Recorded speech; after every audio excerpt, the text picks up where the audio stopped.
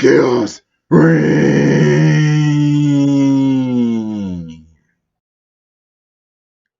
Chaos Reign presents White and Black. Are we really separated? With special guest Dr. Blaque. Broadcast August the 10th, 2022. And like always, enjoy.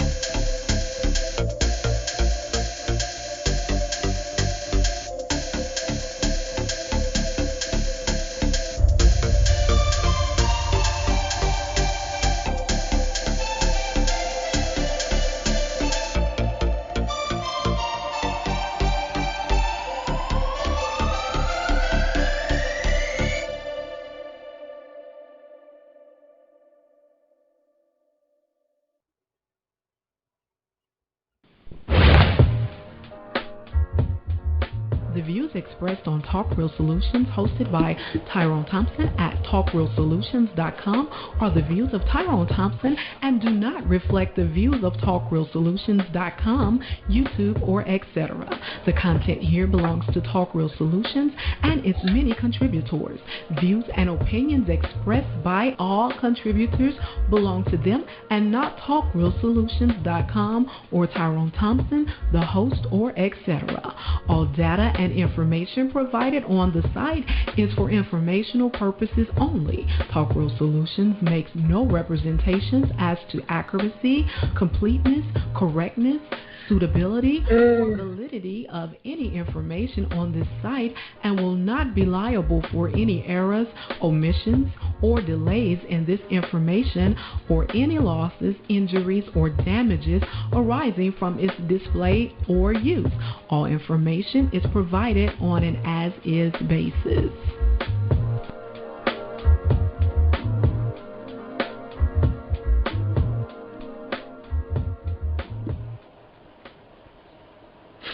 In a world where there's crime, corruption, violence, murder, rape, theft, and all forms of atrocities that plague the world in which we live in today, what you're witnessing, we are living in a state of chaos, and it's taking more greater or extremer chaos to restore the order in which the world we live in today. Hello. What's good, everybody? What's good? This is Chaos Reign here. Today, a unique special broadcast. As you know, I have a special guest again that came back along, and, we're going to have to deal with this subject at hand that I, put out here. But before we go into the meat of things, or into the subject of hand, please go to talkrealsolutions.com where you see the 3-point plan for Black Empowerment and Black Achievement. Under the website, you see a list of Black established banks located near your city, near you.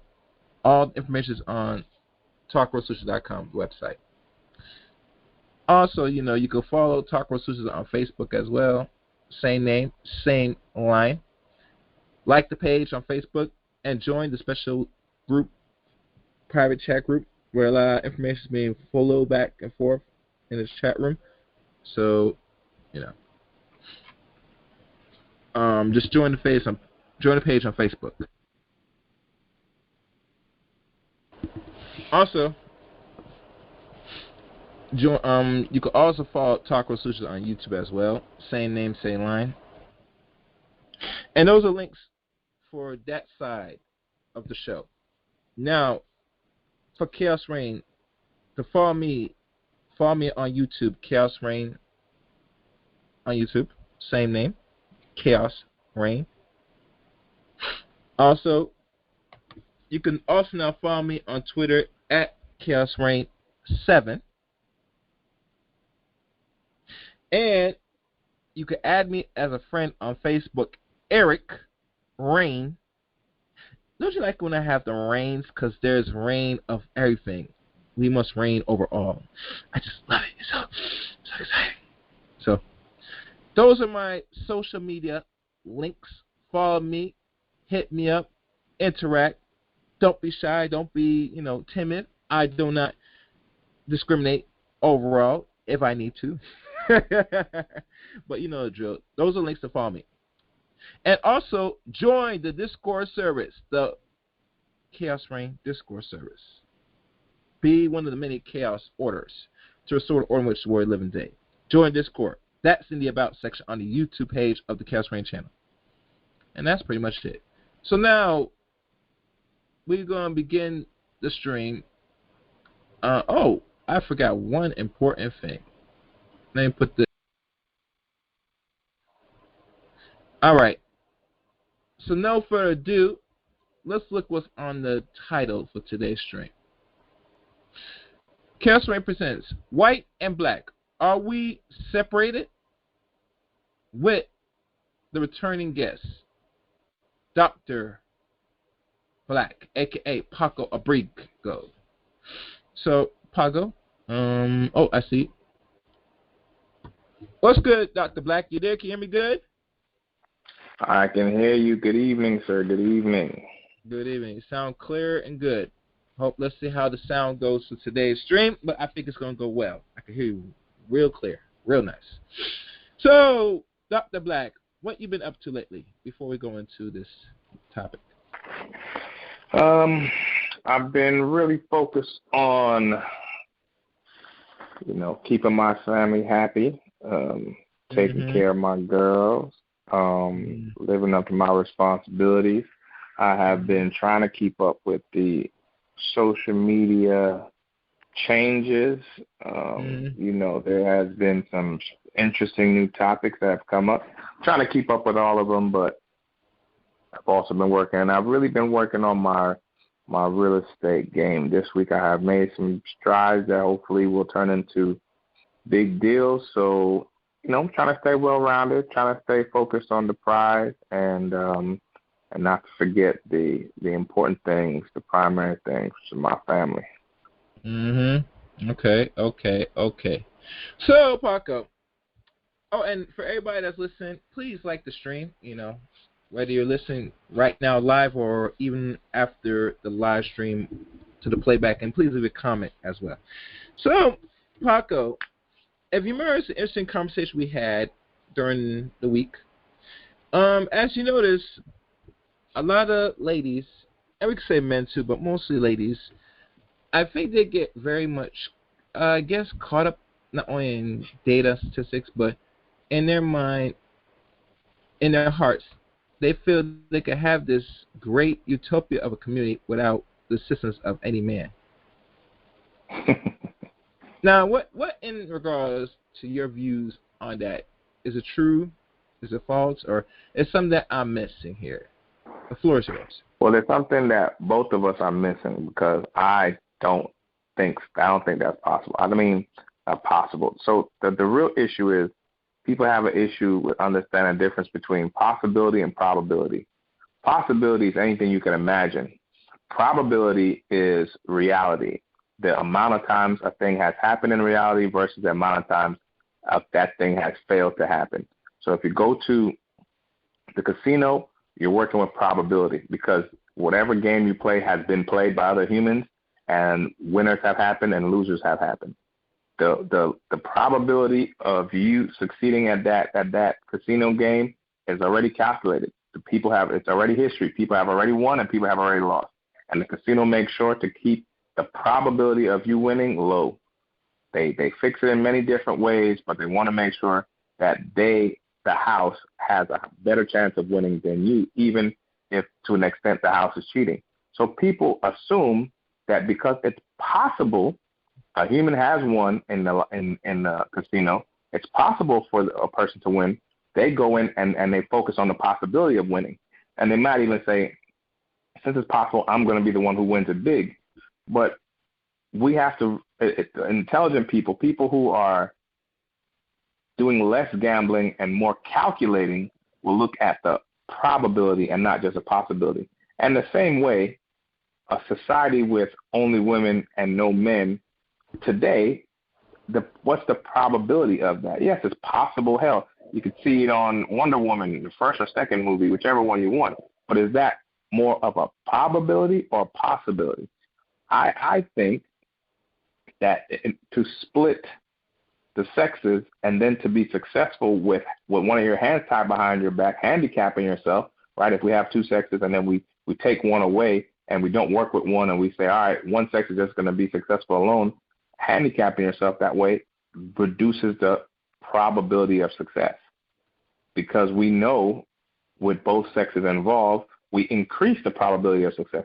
So I personally wouldn't, support that and I would just really look at the statistics because I'm a empiricist. I like to look at what has happened and what the likelihood of that thing happening again and what the chances are and what factors will lead to benefiting or reducing the benefit of the success of the mission. So, maybe that might be the veteran in me, but I personally would not want to try to go out there and create an all-male society, for example, or all-male anything. I mean, I'm not in the manosphere. I'm not particularly supportive of it because the manosphere has this kind of concept of same thing on the opposite side, segregating the sexes, and the men are superior and the women are useless. I don't support that extreme. And even though I am personally a feminist, I'm not going to support the other extreme where we're saying, all right, women who don't need men and men are useless and women are going to do all this stuff. I mean, clearly that wouldn't work for me because even though I'm a feminist and I care for women, if women say they don't need me, a woman or any women say they don't need me, then I'm happy to go along my own way and leave those women to themselves. But I don't want to be ostracized, right, by women, and that makes no sense to me. So I'm not an extremist. I don't like extremes. I don't like people who are all the way one way or all the way the other way. I like to be moderate and understanding, and the quality is when you work things out and you get to success with the best options you have, and that would definitely include women and men, not women or men. One thing interesting about all this is that, and I said this earlier, that majority of our people, and we could say people in general, but just us for now, we operate and think as individuals. And I think it's been gone more rampant now in the present day than it was a couple decades ago, in my opinion. And because of individual thinking and thought, it leads to the actions that leaves everybody that hoping someone's going to pick up the load or do something, but people by nature not going to do much, nothing at all, because everybody's looking for self-interest and really trying to get over someone else. That's a fake idea to work with others and support others. You want a community, you're going to need assistance of not only yourselves, but also men as well. Men have to be involved one way or the other. But as conversations we see amongst not only the men but the ladies especially, it's become more one-sided and really it boils back to someone's really just trying to do for for their own gratitude and what they want to see for themselves, and they're hoping that everybody else will follow that same vision, but everybody has different goals and visions, and they don't, unless they see it, they're not going to really rock with it. You get me? And that's why I get out majority of these conversations. Now, me, I will work with anybody, you know what I'm saying, if it seems right. You get me? I don't think too much as an individual in my thinking and actions, per se, because because I read pretty much enough books, and one of the books that always stick to me was works that was written by one particular psychologist. I think Francis Chris Weston don't talk much about, but I think Amos talks about mostly about the individual mindset and what's the problem with the individualism. That majority groups, whether you like to believe it or not, do not operate as individuals. Hell, some of them, when they even try and attain wealth or money or whatever, they have to reach out to others within their group to make it happen. Look at all the great business that fail and still survive, like the Amazons or anything. If you think about Jeff Bezos' story, Jeff Bezos, he took a lot of hits back in the 90s up to early 2000s on his vision of what he wants to grow and flourish in his business with Amazon, where he has to be able to network and work with other men that have to build what we call trust to make what Amazon is what we see it today. And so heavily building in a building empire, building our empire, if I said it right. So if Negroes or blacks going to think that I could just out my way, do this by myself, and have great results, that's fine, but you ain't going to get far with that. No one has, no one will. Matter of fact, I see a lot more black business, if people want to call it black business now today, that it should fail under 3 years because you don't have a well-established support system. Besides, institutions giving you enough money to leverage what you're trying to do.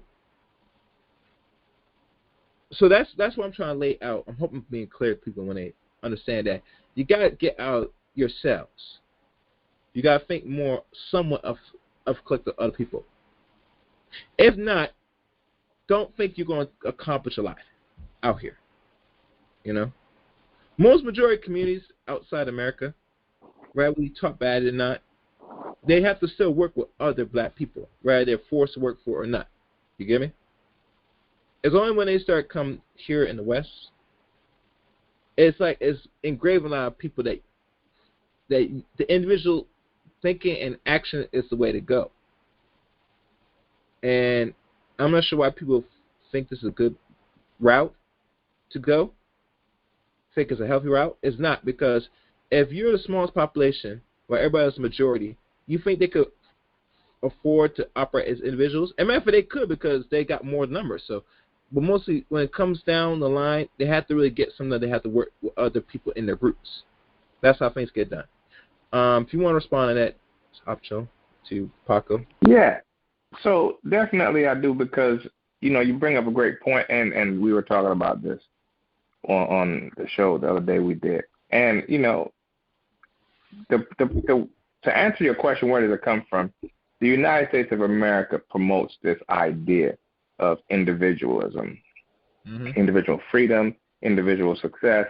I don't know if you guys remember back in 2008, Mitt Romney was running against Obama, saying, I did it myself. We built this, like we built it ourselves, and it's an American thing. It's not a only American thing, but it is an American thing to say I can do it alone. So a lot of people come to the United States of America and get poisoned with the idea I could do it alone. And the funny part about that is it's really a colonialism. It's a colonial trick to get you to be weakened. It's the same thing they did in India, divide and conquer. The British told. I was explaining to my daughter the other day how Pakistan came to be, and Pakistan, Bangladesh, and India were all one country until only about 60 years ago. And the British had been telling them through the 200 years the British had occupied that country of India that, the Muslim Indians and the Hindu Indians can't get along. And then partition came, the British Empire was leaving, and they said, you guys have to separate after they had been fomenting the divisions between the Muslims and the Hindus. And so the Indians who were Muslim moved to an area that they now call Pakistan. Those people aren't different race or different culture or different anything. They're literally the same people, brothers and sisters just years earlier. Now, because of Islam versus Hinduism in a country called Pakistan, there shouldn't be technically a country called Pakistan. That should still be India because everyone there has been Indian for thousands of years. They just have a different religion. And that's what individualism will get you. We can't work together, so I have to go in alone. Now, that's unfortunately a negative side of it, but some people don't start thinking on the negative side. Some people start thinking, well, I could do it on my own, and I'm going to succeed at something. Mm-hmm. But today's society has taught us, yes, social media is a negative aspect, but the social in social media is the core of the value of it. The connecting with other people. Some people use it negatively, but the core of it is the human need to connect. Why do we have society? We have society because humans were roaming on their own, facing the world, realizing that there's a lot of dangers and struggles in the world, the big world, that you have a lower, back to probability and possibility, you have a lower probability of succeeding on your own. Or you have a lower probability of succeeding with just you and your mate and your child. When you come together with other people who have mates and children, now you have a village, now you have a better chance. And now while we're at it, let's make a big village and make a really big village and make a town. And then, we have a city and we have a country. And now we really are, every time we're adding people of like mind or people who just want to commit to the mission, to the group think, now we have a greater probability of success. Yes, you could possibly survive on your own, but your probability goes down astronomically. So thinking about life as I could do it on my own is fanciful. I don't know if people, when I was watching that election, and I hope it was 2008, it might have been 2012. At this moment, I don't remember if Mitt Romney went first or John McCain went first against Obama. But anyway, it's the other way around. I think McCain went first and then Mitt Romney went in 2012. But anyway, I was thinking the people who are saying, I did it myself, they live in a house. Mm-hmm. Those people, even if they helped to build their house, did they get all the supplies for their house? Did they actually make the concrete? They might have been there with the masons laying the concrete slab, laying the brick and mortar, but did they actually get those materials? Even if they got the brick, did they get the straw and the other materials that made the brick? And when you turn on your faucet, you might have bought the pipe, bought the caulk, but did you create the caulk? Did you create those pipes?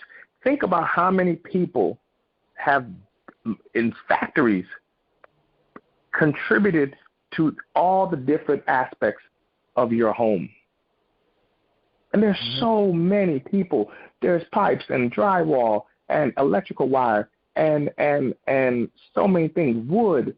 And it's not even like it's one thing for one thing. It's not like one person made all the wood like it might have been, 1,000 years ago. In today's day and age, a company sends out hundreds of people to cut down trees. Another company takes that lumber and turns it into beams. Another company will ship those beams across the world to whoever's, selling it at a lumber yard, who might sell it to Home Depot. And then the person who sells it to you at Home Depot is also doing part. There's so many hands that things go through because of globalism. How could a person honestly, literally mean that they did something themselves when it takes so much to just do any one thing? If you and I want to make a fan versus you and I purchasing a fan, if we go purchase a fan made in a factory, if we go to Walmart and buy a fan, The fan has so many parts. The screws come from one place. The metal for the screws come from another place. The metal, the aluminum, in my country of Guyana, we have lots of bauxite. That comes from another place. The plastic comes from another place. It could be recycled plastic. It could be wood. It could be recycled wood. There's so many things that go into making one item in a modern world that the idea that a human being is just out on their own, doing their own thing, it is not practical. And it's not coming from people who know anything about anything. It's coming from selfishness. And we all need to understand our limitations.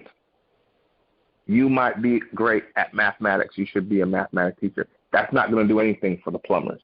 You might be a great plumber. That's not going to do anything for the person who's good at medicine.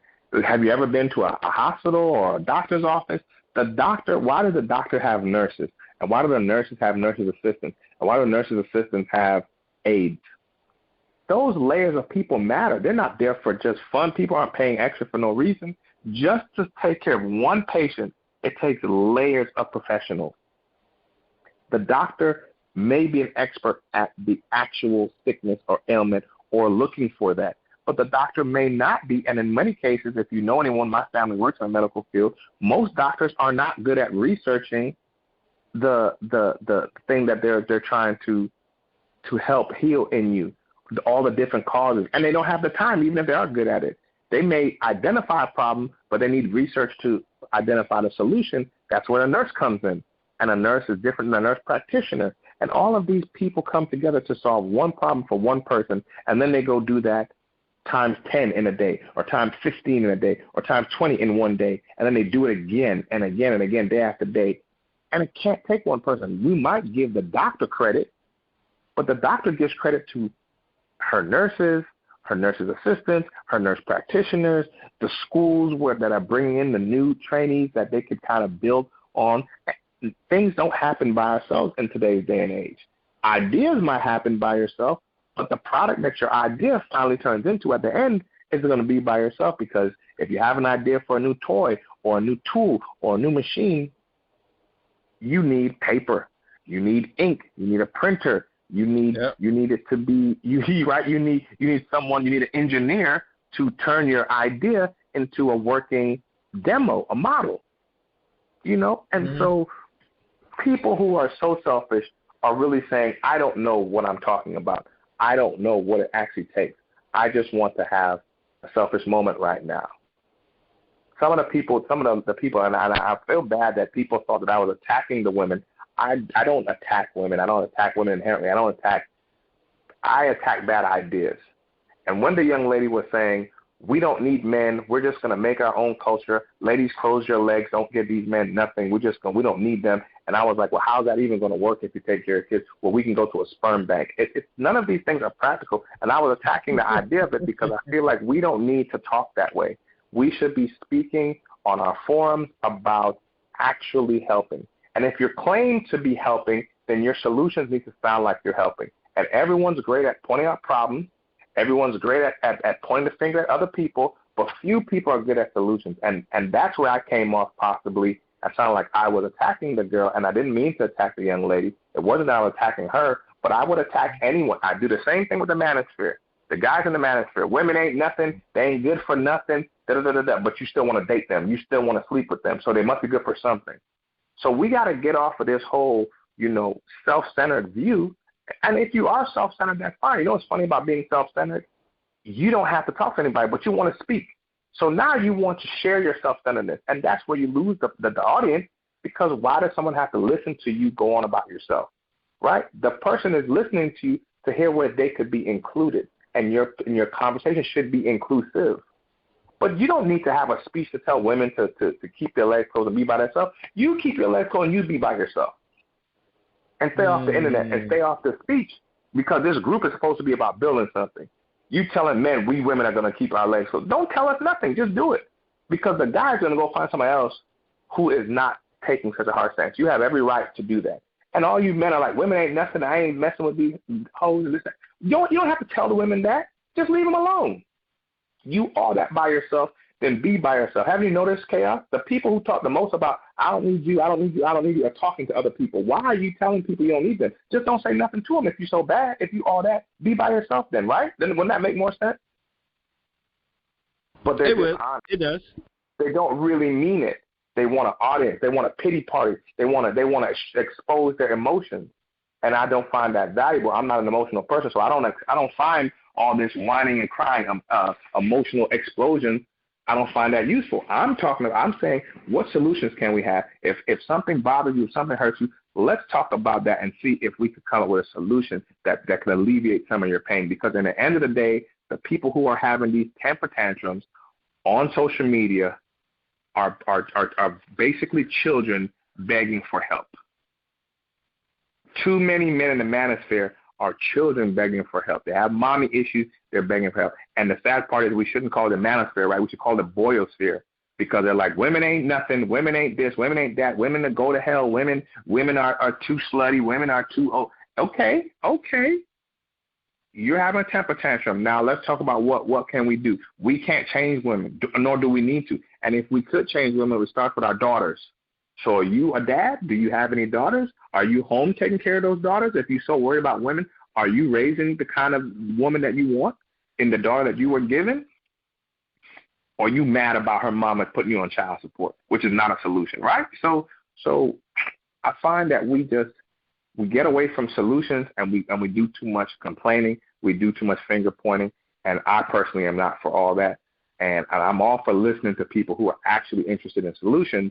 But it's hard to find. You have a show on, you're on way more than I am. It's hard to get down to solutions to people. And I would say the reason it's hard for people is because people don't gear their mind to solutions. They gear their minds to sharing their pain. They're not thinking about a solution. Your pain isn't a solution. Your pain is a problem. The solution comes beyond that.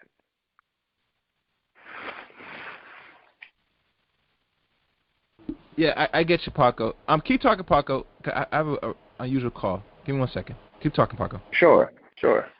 Yeah, so, we were on the show, I think it was yesterday, and to the point about pain, the young lady was saying that she had been celibate, and I did a TikTok on this. Any ladies out there listening to this now or in the future, let me explain something very important about celibacy to you. Celibacy doesn't work for a team. Celibacy is relevant to a hunger strike. Many political prisoners will go on a hunger strike, and the consequences of a hunger strike, that the purpose of a hunger strike or the ideal outcome of a hunger strike is going to be, you're going to lose a lot of weight because you're lacking in nutrients, and you're basically going to engender the pity of your captor, of your weakened state, in order to release you. So you're sacrificing yourself, your body's nutrients, your health, to look worse than you did originally, so that you can trigger the humanity of your captor, who will then release you or maybe treat you better, or bare minimal, you at least get attention to your cause. That hunger strike concept works best in political arenas where you might have an audience and you're only putting yourself at risk. That doesn't work well in a dating situation. Now, if you're single and you're celibate, it doesn't matter. No one cares. If you're planning to be single, like if you're a nun and you're celibate, nobody cares, right? No one is questioning nuns on if they're having sex. Matter of fact, the nuns say they're not having sex, and no one really cares. That's their business. It's inherent in their job. And hopefully, the priests are supposed to do the same thing. I know a lot of priests have a hard time with that, and they should all be in jail for the things that they do when they do things with children. But in general, people who are committed to this religious concept of celibacy, it's irrelevant. It doesn't affect the society, the greater society at large. But if you're in a dating process and you're trying to be celibate, that's wrong. And this is unconventional. I know a lot of people would say, what are you talking about? How could you say it's wrong? What I'm saying is, men in general, and some men are different, but the average man will admit that he is at least interested, if not very interested, in having sex with a woman he's attracted to. There's nothing wrong with that. That's not a problem. Some women find that to be a problem because they feel like they aren't receiving what they would like in exchange for the sex. They don't look at it as a give and take, which is the first problem. Now, it's fair to say a lot of men don't look at it as give and take either. They just want the sex. They don't want to give anything. Someone on the show yesterday said that the woman wants to get the money or the benefits from the man without giving the sex. The man wants to get the sex without giving the money or the other benefits that the woman might want. And so we're butting heads. So my suggestion is celibacy doesn't help to stop butting heads. Celibacy only makes it that much harder for negotiation. And dating is a negotiation. We should all consider dating as a form of a negotiation. In a negotiation, if you want it to succeed, if you've got someone who's got hostages and you're going to go in there, you're going to negotiate, your goal is to save the hostages. The first thing you're going to say is something to the point of, to the extent of, what can I give you that will allow you to free the hostages? Because your goal is to get free hostages. That openness, that olive branch that you're giving is paramount. It's a standard negotiating tactic. You go in trying to give something. So when you go in a relationship and you tell the man, the first date, second date, whatever, early on, I'm celibate and it's just going to stay that way, you're starting out the relationship on a bad foot, because you're saying that only because you're sure, you're pretty sure, you're confident that the sex is something he wanted. And you're telling him, what you want is not important to me.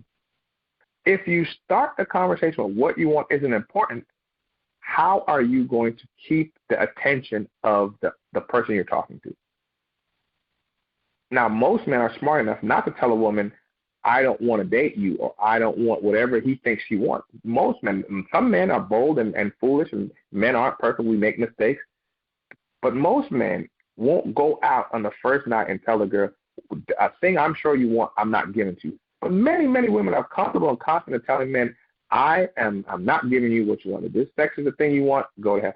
Now, that doesn't mean that you have to jump right into the sex. That doesn't mean you give the sex away right away.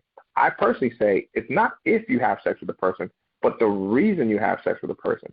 So if you're a lady and you know what you're looking for, then you should go in and say, this is what I want, and confirm that the sex is what he wants, so that you're always talking about how each other can be giving and receiving, because that's the essence of a relationship. Two parties engaged in giving and receiving. But when we start these conversations with, I'm not going to do what you want, you're setting yourself up for failure. And you're also setting yourself up for embarrassment, because most men, many men have come across women who started out saying they're going to be celibate, they're not giving up, and then they eventually do. And now where do you stand? You've embarrassed yourself. You've gone against your own word. And how trustworthy can you be if you can't be trusted to keep your word? I, for one, have had that situation more than once, and it's hard to try not to take advantage, but it's hard to not take advantage of a person who's not sticking to their own word. You know, many of us men have found the girl like, okay, I'm not going to do it, and then you work on her until she changed her mind. But I mean, when you're young, it's cute, but in the end of the day, it's really not that great, because I mean, what do we go through all this for? What can I really provide for you after I've gotten what I want? Could I actually match what you want? But I think it would be better if we started with, how can we help each other? Ladies, you don't have to come into it thinking that the sex is going to be a benefit to you. Hell, you're just fine saying the sex may not be, or the sex is not going to be a benefit to me. I think that's a bit far-fetched, but you could at least say that.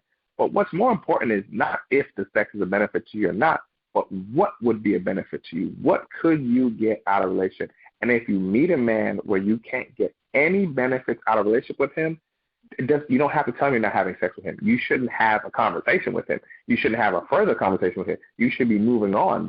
If you realize that there's nothing beneficial that he could bring to your life, then there's no need to keep dealing with it. And men know this inherently. Men rarely pursue friendships or levels of friendship with women they're not attracted to, Because if they're like, well, I'm not attracted to her, I don't want to have sex with her, my primary goal is to have sex with someone, I'm going to focus my energy where I'm going to get my primary goal achieved. And I feel more women need to focus on this because a man will say, okay, I want sex, you know that, great. You're not interested per se. What do you want? And a woman like, I don't know. And I'm not saying every woman, I'm not saying all the time. I'm saying it's a common response because a lot of people will say what they're not going to do, but they're not going to tell you what they are going to do. And I'm just saying it's common because most men don't pretend that they don't want the sex. Most men are open and honest and straightforward about the sex early on in the dating game. But there's such a variety of answers for women, and even more so, many women aren't even sure. I remember I was dating recently, it was like, ladies, what do you want? And we could do a survey. I welcome any woman to call in right now and that's in the dating game and tell me exactly what she wants, and we'll listen. Hopefully we have multiple women, and I'm sure that the answer will change and drastically for different women. But the answer doesn't change drastically for men. Even men who aren't currently having sex, men rarely will say that they're not interested in sex, but women commonly say it, and they often prove even more commonly that that's not an honest statement. Mm-hmm. And I know it's partially because society has given women this double standard where women get judged more negatively for engaging in sex with men than men get for engaging in sex with women, and that makes absolutely no sense. I admit it's a double standard. It's utter nonsense. I don't support it because we can't judge women more negatively for having sex with the men who are having sex with those women. That makes no sense. If two people have sex, two people have to get judged the same way. You can't have two standards for the same activity. It's like if I ran a red light, I can't get a different ticket than you get for running the same red light. We did the same thing, we get judged the same. So I understand women and you know, if they're saying they don't want to admit that they want to have sex because they're getting judged by society, that's right. But we can change that. The only way we can change that is by ladies being honest about what you want and saying, I'm not going to stand for a double standard. You don't change it by taking it and hiding from it. You change it by saying, I don't accept your double standard. That's the way you change it. That's what feminism has taught us. Don't accept these ridiculous double standards. But being dishonest is not going to help you. It's not going to help any of us, right? Right, correct. So, Chaos, I think it's fair for you to say, we'd love to have any ladies call in and tell us what is your primary goal in romance. If you're going on a date, what are you looking for? Because men always ask the question, and I feel like a lot of times, hell, we could watch dating shows. You know, have you watched The Bachelor or some of these other blind date shows or whatever? And the ladies have such a to me, it seems so scatterbrained, the purpose of getting into a relationship. Because if you say the purpose of getting into a relationship is marriage, then you're not even being honest. Because how are you going to get married before you know who the person is? You know, marriage is a lifelong commitment. So the purpose can't be to get married. The purpose could be sex, obviously, because sex is very short term. Now, you could say the purpose of dating is to get to know someone who I think I could marry, but then you have to get into the point that I'm making, the criteria for that marriage. Yes. What do you think, Chaos? What I think and what I know is people are supposed to get the time to get familiar and comfortable with one another. Not right off the bat, but as things progress, it should be something that you find that you might like of her, she might like. And mind you, nothing is automatic at first. You're going to have to really... How I look at dating, I look at, learning a new skill.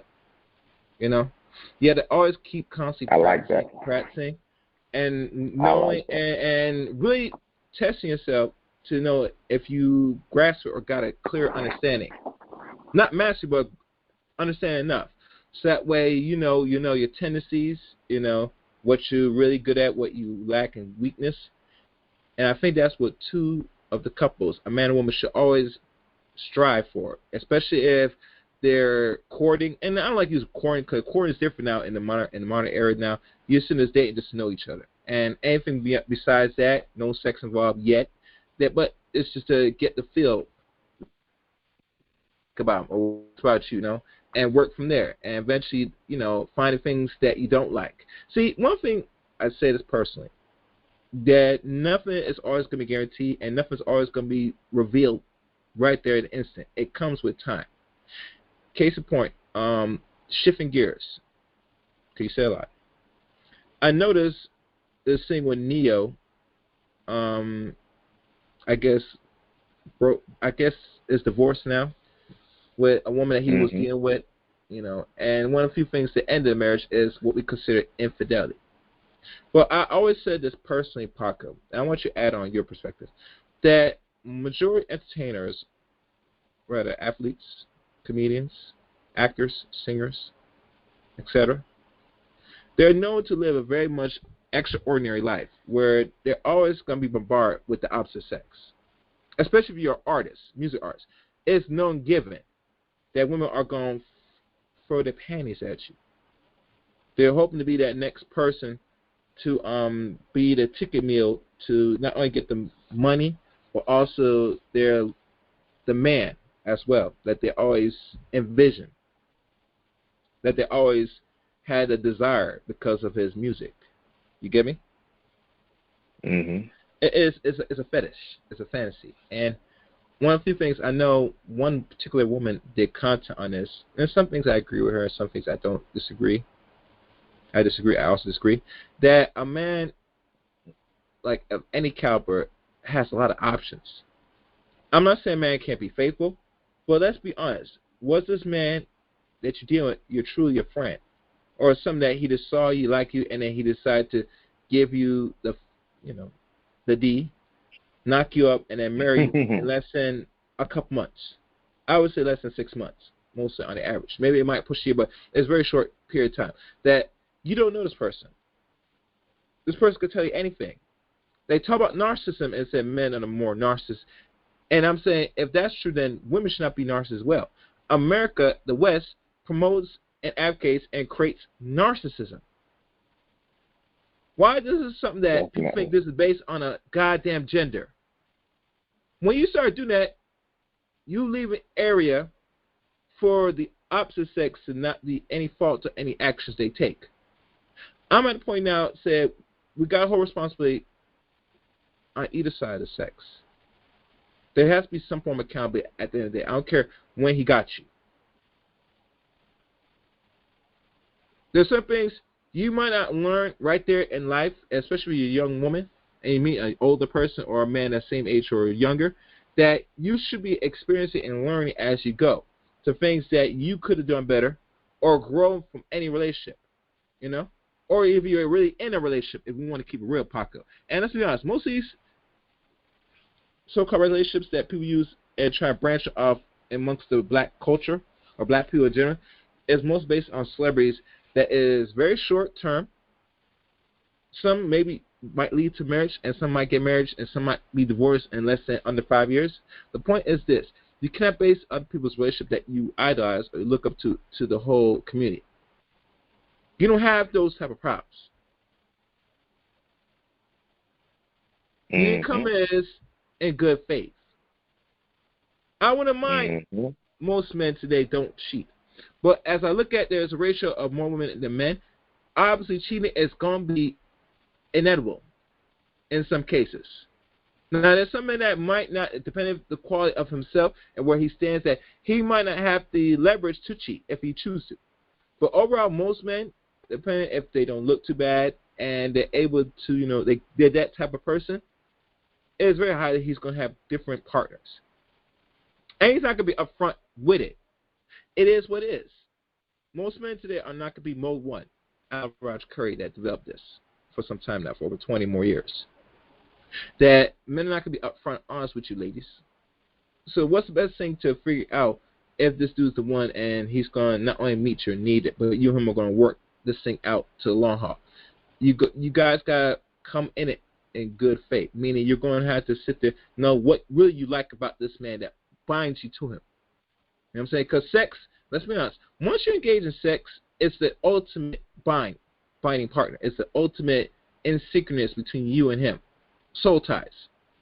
And like you said, women might keep their legs closed, but let's be honest, as long if you already been engaged in promiscuous behavior or already had sex, close your legs is one thing, but in practicality, it's not reality. The only time that's going to happen is when you are a full-fledged virgin. And majority of people today are not virgins. Maybe the men, because most men are not getting sex, let's be honest. Park, you hear these dudes talk about it, you know what I'm saying? They're always talking about dating. They're not getting sex. And I get you. And it said, now, this is the most in human history, especially in America, and probably outside America we can't speak because, let's be honest, I'm not part of I don't live in the Caribbean or Africa. But we all know here in the Western world, if you're a normal average man, if you don't meet the criteria, because most women are going to be basing and they want more out of some form of relationship, and they do want the man to look very good. So, unfortunately, you got to play this game, man. I'm not saying you're supposed to look like a superstar, but you got to do what's necessary to attract the opposite sex. You can't change your height if you're short, but damn sure you can is make yourself look very enticing. You get me? Something that separates you from the whole crowd, a small pool of men, which most black women say are dealing with that small pool of men. As much as men don't want to hear this, it is true. There's more of them than us. Some say they could just date out, and it'll even the playing field. No, it's not. In the West today, if we look at the data, if we want to be honest, and let's go beside data, that here there's always going to be more ratio of women than men. That's nature. I had to come to grips. This is somewhat of nature, and there's reason why it's designed that way. Rather, people don't want to believe it or not. There's no even playing field between ratio of men and women. If there's always an imbalance, the opposite sex has to compensate with the imbalance. Meaning, if there's more of you ladies and very little men, you're going to do everything possible, like the hen or the hen, going to attract that rooster. You're going to do things to make yourself appealing. That means you're going to dress sexy. You're going to put on makeup. Hell, you might get your body augment. I mean, you're going to get the BBLs, which is very dangerous. I don't advocate women to go get BBLs. Do not do it. Stop it. Stop it. Or breast implants. Whatever you got to do, you got to do what's necessary to attract the opposite sex to be able to get some man that you could mate with. Period. It's just period. And this is the thing that women are saying. They're saying it, but their actions are many, not all. Many women's actions are different than the saying. A lot of women are saying, we're not getting into it for the mating part. We are not getting into it for necessarily for the sex. And men have been asking, so my book is about dating. The point of my book is I can't tell you the secrets of marriage. And the reason I can't tell you the secret of marriage is because there's no secret of marriage. People get divorced when they want. So what can we do about minimizing divorce? We can have better relationships prior to marriage. That's the only thing I can think of. That's my angle. Maybe someone else will come from another angle, but my angle is the best way to stay married is to have a better relationship before you marry the person. So I'm focusing on dating. And in dating, a lot of women are saying, hey, we're not getting into the relationship. When I meet you for the first time at the club, hopefully not, but at the club or at the bar or at the library, wherever we're meeting, the first time, I'm not trying to talk to you because I want to have sex with you. I'm trying to talk to you for other reasons. And the men are like, well, what are the other reasons? Many women have said, well, I want to get married. Well, you can't skip. You can't go 0 to 100. You can't go nothing to marriage. You can't say, I'm dating you to marry you. That makes no sense, as I was saying earlier, because you have to know the person. And I think my book is really going to help focus on this point. Saying I'm dating you to marry is something they used to say back when women didn't have choices. This is a thing a man said. If I choose you, you marry me, you're mine, you stay home with the kids, and I'll come home and be with you when I want, and I have my other girl on the side. Well, ladies, you can't adopt a plan that never considered your emotions and feelings because you're saying now for yourself that you want someone to care about your emotions and feelings. So now you got to do the work of having a fully thought out idea, a fully thought out plan. And saying I'm dating a random stranger to marry him is not a fully thought out plan. It's just you picking the plan that the man told your mother or grandmother years ago that wasn't respectful of her needs and wants. Now you get to choose your needs and wants. And this is an important thing I say in my book. Each human is a CEO of their own life. You are responsible for the success of your life, the decisions you make. You're responsible for coming up with a plan that makes your life successful. And if it fails, it's your responsibility because you're the CEO. And a lot of people love to run their mouth and point out what went wrong. But back to my point about solutions, if you're the CEO of your life, your company, you got to come up with the solution, ladies. You have to come up with, how could this work? How can I go from being a single woman to being a happily married woman? And if you don't have that figured out, you can't go on social media whining and complaining because, yes, things aren't perfect, but what's your solution? What's your solution? What's your solution? Obviously, I'm saying the same thing for men. You can't go on social media whining and complaining because you can't figure out how to get the wife that you want. Many men don't want a wife, and so their complaints are even more childish because you're complaining like Chaos just said, you ain't out here getting none. Step your game up, bro. Hit the gym more. You know, there's a lot of women out there. You shouldn't have a problem getting a woman. You might have a problem getting the woman you want, but maybe you have to adjust your standards because the woman you want don't want you.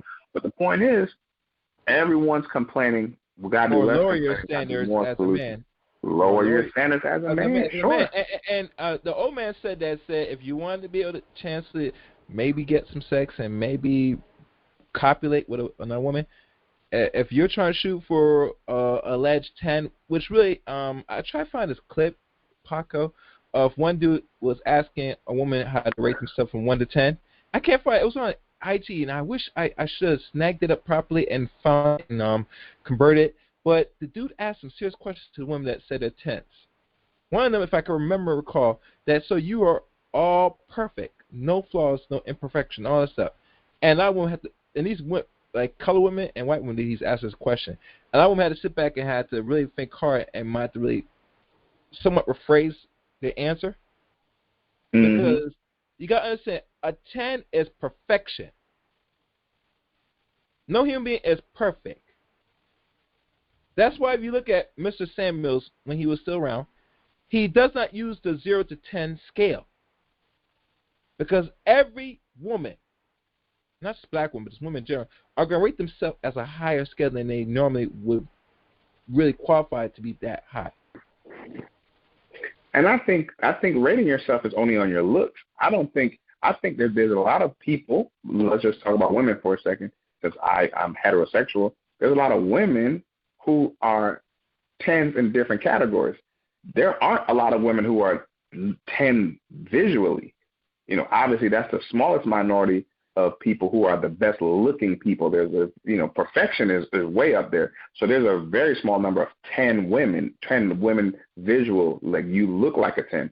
But I imagine there's a lot more. I have met women who qualify as 10 in other areas. I met women who are 10s professionally. I've met women who are 10s, as far as they're caring. They're very caring. They're very heartfelt people. They'll, give you their last kind of stuff. They'll go further than the average person. They go a hell of a lot further than I will. So there are 10s emotionally, and then there's 10s professionally, like I said. Then there's 10s work ethic, like people out there, women out there who will work it to the bone. And a lot of men, it's very common to find a man who is a 10 as far as his work ethic. He'll put in that work. He'll get the job done. He'll do 2-3 jobs, but he's definitely not a 10 physically. So those numbers, that scale, I think varies, and I think you made a good point that people may look at themselves as an overall, but they're mixing up all the different aspects instead of saying, well, what are we talking about? Are we talking about when you just meet someone on the street, you don't know anything about them, you're only talking about how they look. That's it. You're not talking about anything else. You don't know their job. You don't know their background. You don't know how many kids they have. You don't know how many people they take to the soup kitchen on the weekends, how philanthropic they are. You don't know any of that. You're only talking about the looks.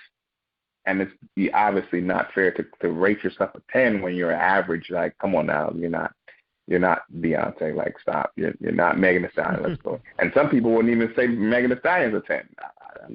Nah, I wouldn't rate it that high. Nor she's in the late 20s. I wouldn't do that all the way. But before we continue,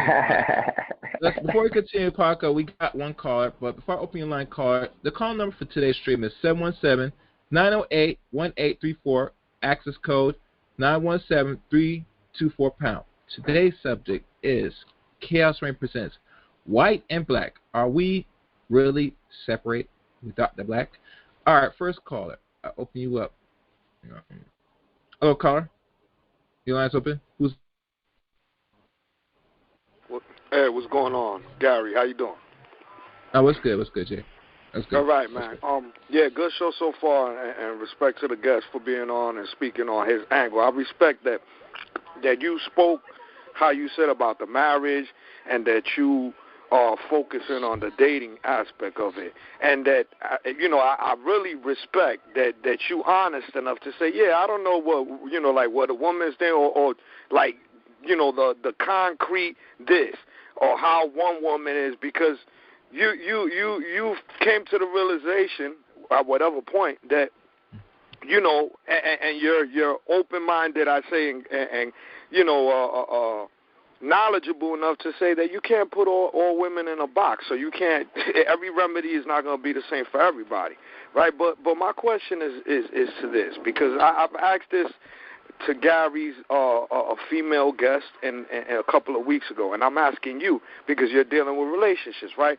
What do you do in a situation, or what is your opinion when you're going on a first date, right? And you're trying to come out, saying, well, you know what, I don't know this person. We're going to go on a date. Yeah, we might have spoke a little bit, or even if you met and you got attracted to her visually and you end up, say, oh, well, let's go on a date. I mean, do you think it's appropriate on the first date to just go into whether it be a coffee shop or a park and just offer the woman water or not offer her any water at all? Or do you think that, it's appropriate to maybe do something a little bit more than just the water? Maybe even, a brunch or some special at a restaurant. But getting away from, do you think, again, that water, when you're going on the first day, whether you talk to her on the phone a couple of times, oh, we're going to meet up and all that, that water should be the main thing as far as, oh, well, we're going to go for a walk and I'm going to get water, or I'm going to go to the coffee shop and get. Should there be a little bit more to it, or it's okay? What do you think?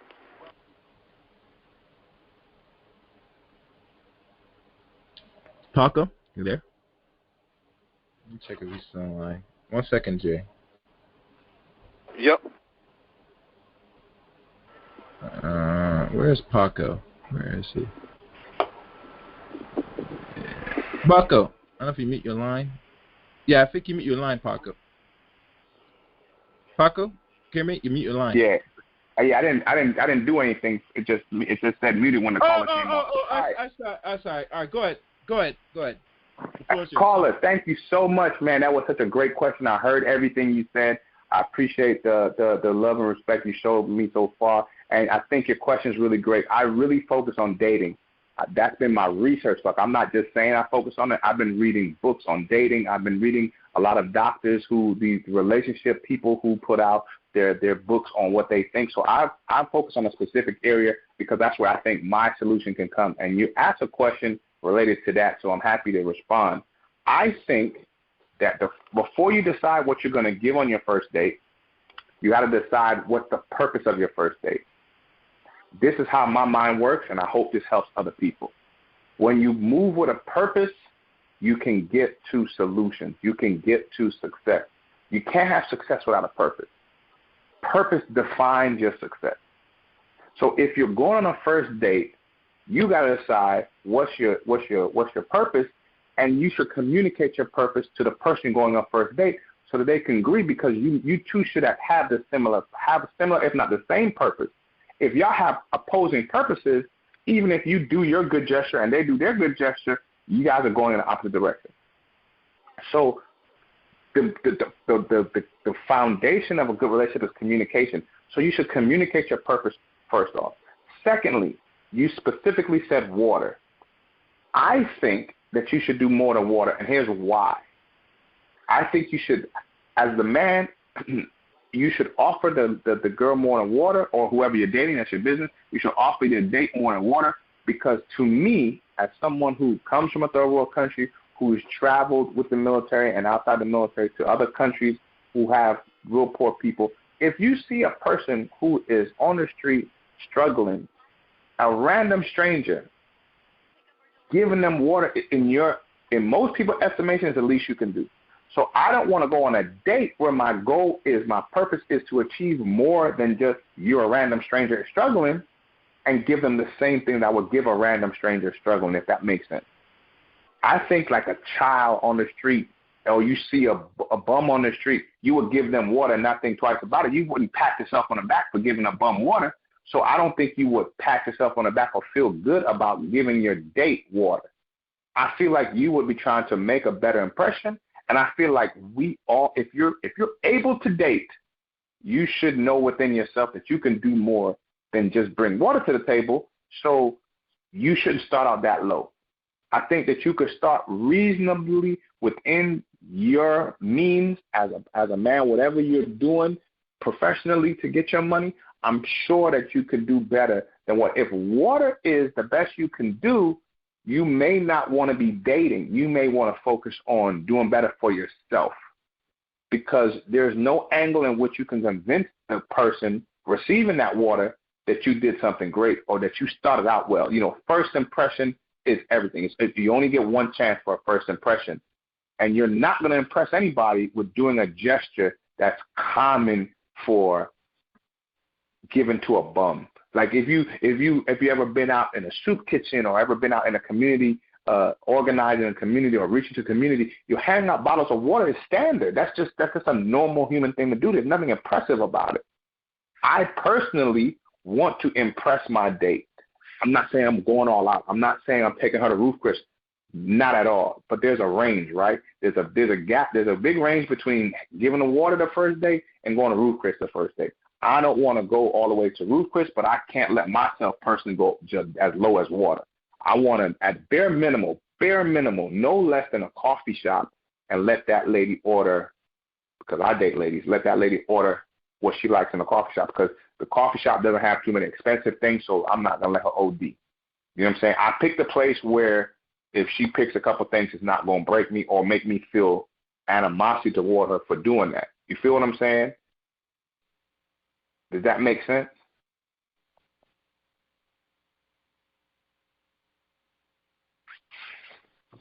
Jay, you there? Is he gone? Yeah. No, you know what? You hit that right on the head.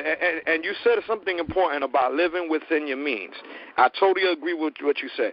But what do you do in a situation when you have a person that says, well, I'm financially stable, or I'm very wealthy, and they still insist on wanting to do the water thing? Is there something that person needs to change in their attitude on the approach? Again, not having, let's just say that you don't have, or you might have expectations, don't have expectations on what you're going to get that night or you're not going to get that night. It might go into further that you might see her again. But that first date, when you're financially wealthy, right, and you telling me, can I spend more than, because we're not, again, you're not going to give up your bank account. But like you said, I really agree with what you said about living within your means, but also, again, my question, again, would be, what about when you are financially wealthy and you understand that? What does that say to a person that is still with insisting on, no, we're going to do water, or we're going to take a walk in the park because I want to make sure the first date I'm not going to spend too much, or even though I got money? What do you think about that? Right. So if you met, and I've had the opportunity to meet some wealthy people, and I've met some wealthy people who are cheap, and there are wealthy people who are married that are cheap, and their spouse accepts that. Mm-hmm. I personally don't want to be recognized as a cheap person. That's a personal choice of mine. That same choice that I choose not to be cheap is another person's choice to choose to be cheap. They're very easy to find. If you Google it, if you go on YouTube or any social media and type in cheap, you're going to find dudes on there who are proud of being cheap, and some of those men are married, and some of those men have been married for a long time, so that means their spouse accepts that they're cheap. That's fine, and I think, back to my original point, it's about communication. What's the purpose of your dating? You're looking for, in my opinion, the purpose of dating should be to find a compatible partner. It shouldn't be about how long you guys are together. It should be about finding someone compatible. If you're cheap and you find someone who is accepting of your cheapness, that's compatible, you succeeded.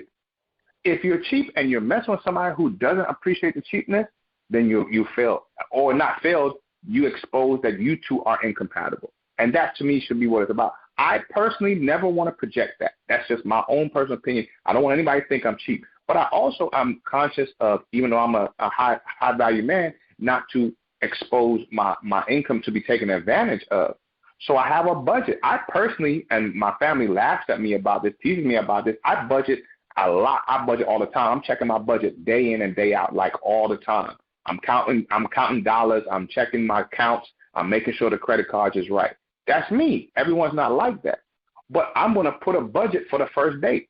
I've only been married for a few years. So before I was married, I have a budget for the first date. I know if I go to a new city, if Chaos calls me up like, yo, I'm sending the jet out to pick you up and you touching down in Vegas, I know if I go to Vegas tomorrow, the least I could do is drop a dub. I'm going to put 20 down. So I say the same thing about a date. If I go out on a Vegas trip tonight and I want to get a snack, I'm just walking with Chaos, we talk about our next show, I'm going to get a drink and a snack, I know I'm going to spend 20. If we go to the bar, me and the fellas, I'm going to spend 20. So if I could do that with the fellas with no expectations, ain't nobody having sex with nobody, we heterosexual men, I could put a dub down with my homies. Well, why can't I do that with a girl that I just met? I personally utilize the thought process of things that I already do in my life and even it out with myself. I want to be consistent with myself. If Chaos is like, bro, I'm having a hard day, I'm like, you know what, let me do you a favor, bro. Let me take you out for a drink.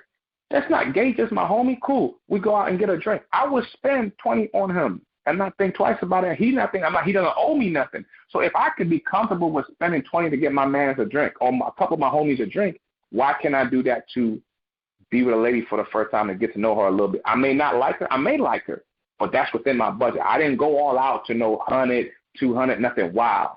Now, I want to say real quick, it's a great question. I want to say real quick in case we get on another subject.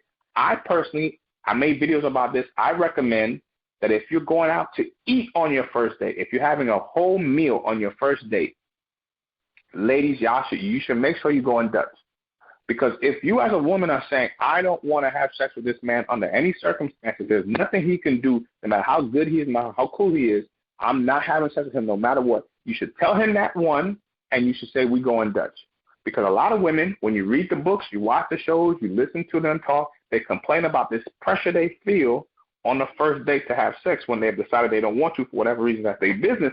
But I feel it's dishonest if you're not communicating that. If you're saying, yo, I'm not doing that, well, don't order daggone extra shrimp and lobster, or order whatever you want and you pay for what you want. Because most of the time the man is prepared, he's comfortable having sex that first night. He may say, I don't want to have sex the first night either, that's cool. But whether he has sex with you or not, he doesn't want to spend a certain amount, which is the essence of this question. Each man has their own idea of how much they want to spend, especially on a stranger. Y'all don't know each other yet. So in society, we put all the pressure on the man to spend money on the first night and accept not having sex. But I say, to be fair to everyone involved, if you're going to have a meal, each person pay for their own meal and just get to know each other. You don't have any pressure. You don't have to feel like you may say the right thing, may say the wrong thing because, you hoping to get something. You have already decided it's not going that far. Y'all both pay for what y'all order. Y'all both eat and just relax and have a comfortable environment to get to know each other and hopefully have another date. Or you find out that person is not compatible with you and you go your separate ways. I hope those 2 points made sense. Yes, all right. I had another question, but I'm wait. Go ahead. Do your thing, Chaos. Go ahead. I'll sit back. Stay online. Let me see who this is. Wait, let me check where your line is, Jay. Okay. Hold on. Yeah. All right. Let me do this. Wait, did he drop? Let me do this. All right, caller. All right, open line. Who's this? This is Miss Lady. I have a question. Okay, go ahead. Where did this come from that there's an expectation of having sex with a woman that you take out to dinner, on a first date, second date? Where did this come from, and why is it so ingrained? I mean, it just sounds like it's just so transactional. If I take you out to dinner and spend $40 on your meal, then I expect to have sex with you. That to me is just so silly. I would love to answer your question. Yeah, I mean, it's just, and a meal does not, there's no equivalency from having a $30, $40, $50 dinner to a woman having sex with a stranger and possibly catching STDs, a pregnancy, sexually transmitted demons, having somebody on her personal body, inside her body, feeling all over her body, trying to kiss her all over. There's no equivalency to him spending a few dollars on a dinner, okay? Okay, so I'm glad you asked that question, and I'm glad you asked the question in that way. If your attitude is there's no equivalency, then that's why my suggestion is you pay for your own meal. If you're saying that my body as a woman is so valuable that nothing you do in this meal is going to equate to that, pay for your own meal yourself, and you don't even have the question. See, I'm solution-oriented. Your opinion about your body is different than anybody else's opinion. No one's going to have the exact same opinion about your body as you will. Your opinion matters. It's your body. That person's opinion matters to themselves, and that person's opinion about their money matters to themselves. And the two of you do not have to agree. Neither of you has to really worry about the other person's opinion. And the way you make sure that you don't worry about the other person's opinion is you pay for your own meal. See, a lot of women are very conscious and quick to say, my body's worth more, my body is this, my body is that. You don't have to have a debate with the person about your body. Your body is your body. Your bill is also your bill. And the food going down your throat is your business. So you pay for your meal and save the whole conversation. I personally don't think that a meal is worth your body. I'm a feminist, and I respect a woman's body no matter who the woman is. But your opinion is just your opinion. The point is, what do we do when we sit down at the table? The meal has to be paid for. And having a debate on what your body is worth when the check comes is the wrong time and the wrong place for that. What you say at the beginning is up front. I mean, it's like, because I'm going to be honest, I've never been asked on a date, and I was expected to pay for it, never. I know you haven't. Many women haven't. That's why I came up with this suggestion, because even though you've never been expected to pay for it, have you ever been expected to have sex with a person that first date? Has a man ever expressed to you his interest in having sex with you on a first date? Well, he didn't just come out and say it, but they, a couple times pull a few dudes. But then, okay. I they hold on, ma'am, real quick, one step at a time. Let's take a second to walk through this. I can't. I'm going to let go. You're talking too much to me right now. Let's walk through this. I want to walk through this together. I'm saying you're right. You may not have been expected to pay, but the man is expecting sex. You don't agree, and that's fine. How do we come up with a solution? Just saying that this is ridiculous is not a solution. Like I said earlier, complaining is not a solution. You're not talking about solutions. You're making a complaint. And I don't know the value in that. We recognize that the meal is not equivalent to your body. What do we do about paying for the meal, though? My suggestion is pay for it yourself, and you won't have a debate about if your body is equivalent. There's no debate. You pay for your own meal. There's no talking about it. If you let him pay, you open a debate that you don't want to have. It's unnecessary. You've made your mind up. And you're also saying my opinion about my body is his opinion about my body. It's not his opinion. Maybe I want to have sex with you tonight. That's his opinion. That's his view. His opinion is not less valuable than yours, but it's your body. You make the final decision. So we're mixing up two things. Who makes the final decision and who has an opinion? People have opinions on things that they don't get to make a final decision about. A man is interested in having sex with you while he invited you out for the meal. She asked, where did this come from? This came from the essence of dating. A man will see a woman he's attracted to. A man will see a woman he's attracted to. He will invite her out to share a meal as an introduction to what he's hoping for, which is the sex.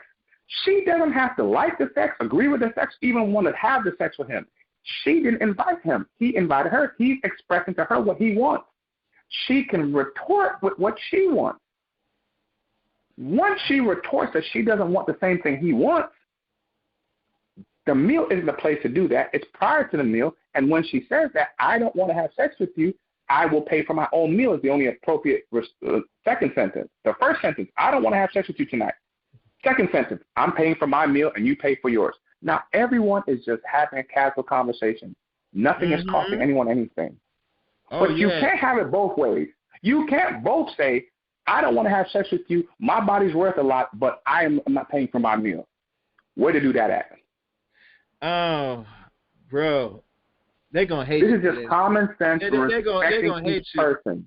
They're going to hate I'm saying respect each person. Respect the man, respect the woman. The man isn't wrong for being attracted to you as a woman or wanting to have sex with you. You're not wrong for telling him, no, I'm not interested in having sex with you. You are wrong if you know that you're taking the meal from him for free when he's asking for something that you don't want to give. Be honest. Everyone be honest. You're not interested in the sex, and let's see if he's still interested in me. He may say, it's okay. I understand, and I've done this many times. I understand you're not interested in the sex right now. Hopefully we can get there. I will still pay for them. If that's the end of the conversation, no harm, no foul. But the shitiness of it, the underhandedness of it, the I just expect a free meal, where do they do that at? A lot of women have said this, and I've yet to meet a woman who's saying, I'm taking this dude out on a free meal and he don't got to give me nothing. I'm waiting to meet that woman. I haven't met her yet. I'm not saying sex and meals are equal. It's not true. Sex and meals are not equal. A woman's body is not equal to any one meal. But if you know, be honest. Just be honest. And if you think it's not a big deal, pay for the whole meal. Pay for his meal too. I'm waiting to hear that.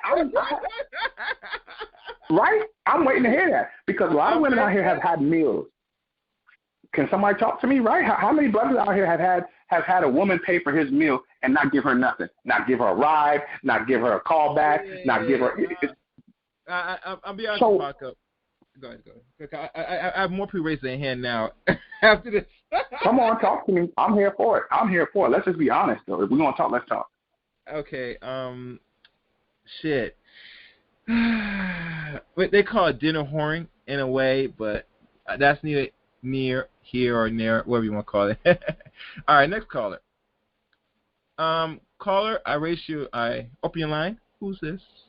Hey, well, good evening. Who is the person? Dr. Blaque. Dr. Blaque. My name is Dr. Blaque. Dr. Blaque? I'm in complete agreement with you, but for different reasons. Because I see that there's a problem in relationship building, that people don't have that. That's not a building block that they're focused on. We don't develop long-lasting relationships. When you meet somebody and you go out to dinner and you have a conversation with a person, you're learning that person. They might not be your lover, but they might be an asset to something, your business, or can contribute to something happening and pushing something forward. But we don't talk about people's skill sets, their aspirations. A meal, you can do that. That gives you an opportunity. I'm a person, I feel like my first date, having a meal, I will pay for my own meal. Not only that, I may pay for his meal. Okay. Because I am interested in building relationships. Now, I don't know. Sometimes I get the impression that it's really not about that. It's simply about me getting my rocks off. Finding somebody that I can, we can have, what do you call it? We're friends with benefits. I just want to get off. I don't want a lover. I don't want a relationship, a long-lasting relationship, just a one-night stand. That's what I see going on. The young people I think you're around so me, right. they change boyfriends and girlfriends every other week. I think you're so right, ma'am. I think you're so right. And part of the reason I'm writing this book, because the essence of my book is using business principles to overlap in romance where they work, because we know business principles already work. So if we can find a business principle that works and put it in romance, it helps the romance to be stronger. And I'm a businessman. Chaos knows I do real estate. And if I want to talk to a potential investor, what's the first thing I'm going to do? I'm going to invite them out to eat. Just like a man would invite a woman he's attracted to out to eat, I will invite a potential investor out to eat for the same activity for a different purpose. Nobody's having sex in my business meetings or after, but I'm trying to make a good first impression. I'm going to try to get them something that they like, a nice place, talk about business, and build a relationship like you said. And you said something so important. This relationship building is not working. It's not natural to us. And I am saying there's a reason that's not natural, because I am only the second generation of people who dated, who chose their own mate. 2 generations ago, my grandmother did not choose her mate. Her parents did. My parents picked each other, and I'm picking my mate. But for 100,000 years of human history, for all of human history, prior to the 1960s, the late 50s and 60s, your parents picked your mate. So dating, building relationships through dating is new. Furthermore, we try to take what we did in our parents picking our mate and just throw it into dating. It's not going to work that way. So I feel like my book is going to show how the old dating ways are obsolete, and we have to have ways of dating that's pragmatic and practical for today. And Absolutely. So this whole concept of building relationships is just like going to a business. If any of us want to start a business, if we're smart, we're going to go to some business courses to learn how to build our business. My book is hoping to be that kind of book for dating, where you learn how to build these relationships and you learn how to plan for a practical goal with your new partner, and plan how to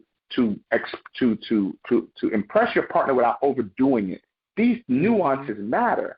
And these are things that we did not learn. There is no blueprint for this before. Our parents didn't do it. Our grandparents damn sure didn't do it. And no one even tried to do it before our grandparents. So this is all very new. And yes, people are changing partners. A lot of people, because Chaos and I were talking earlier, the United States is a breeding ground for this concept of I can do it myself. So most people come into things selfishly. That's part of the problem.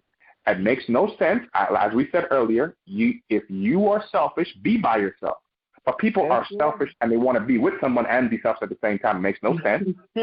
Be by yourself if you're selfish. And if you want someone else, then you have to be less selfish. You have to be more selfless.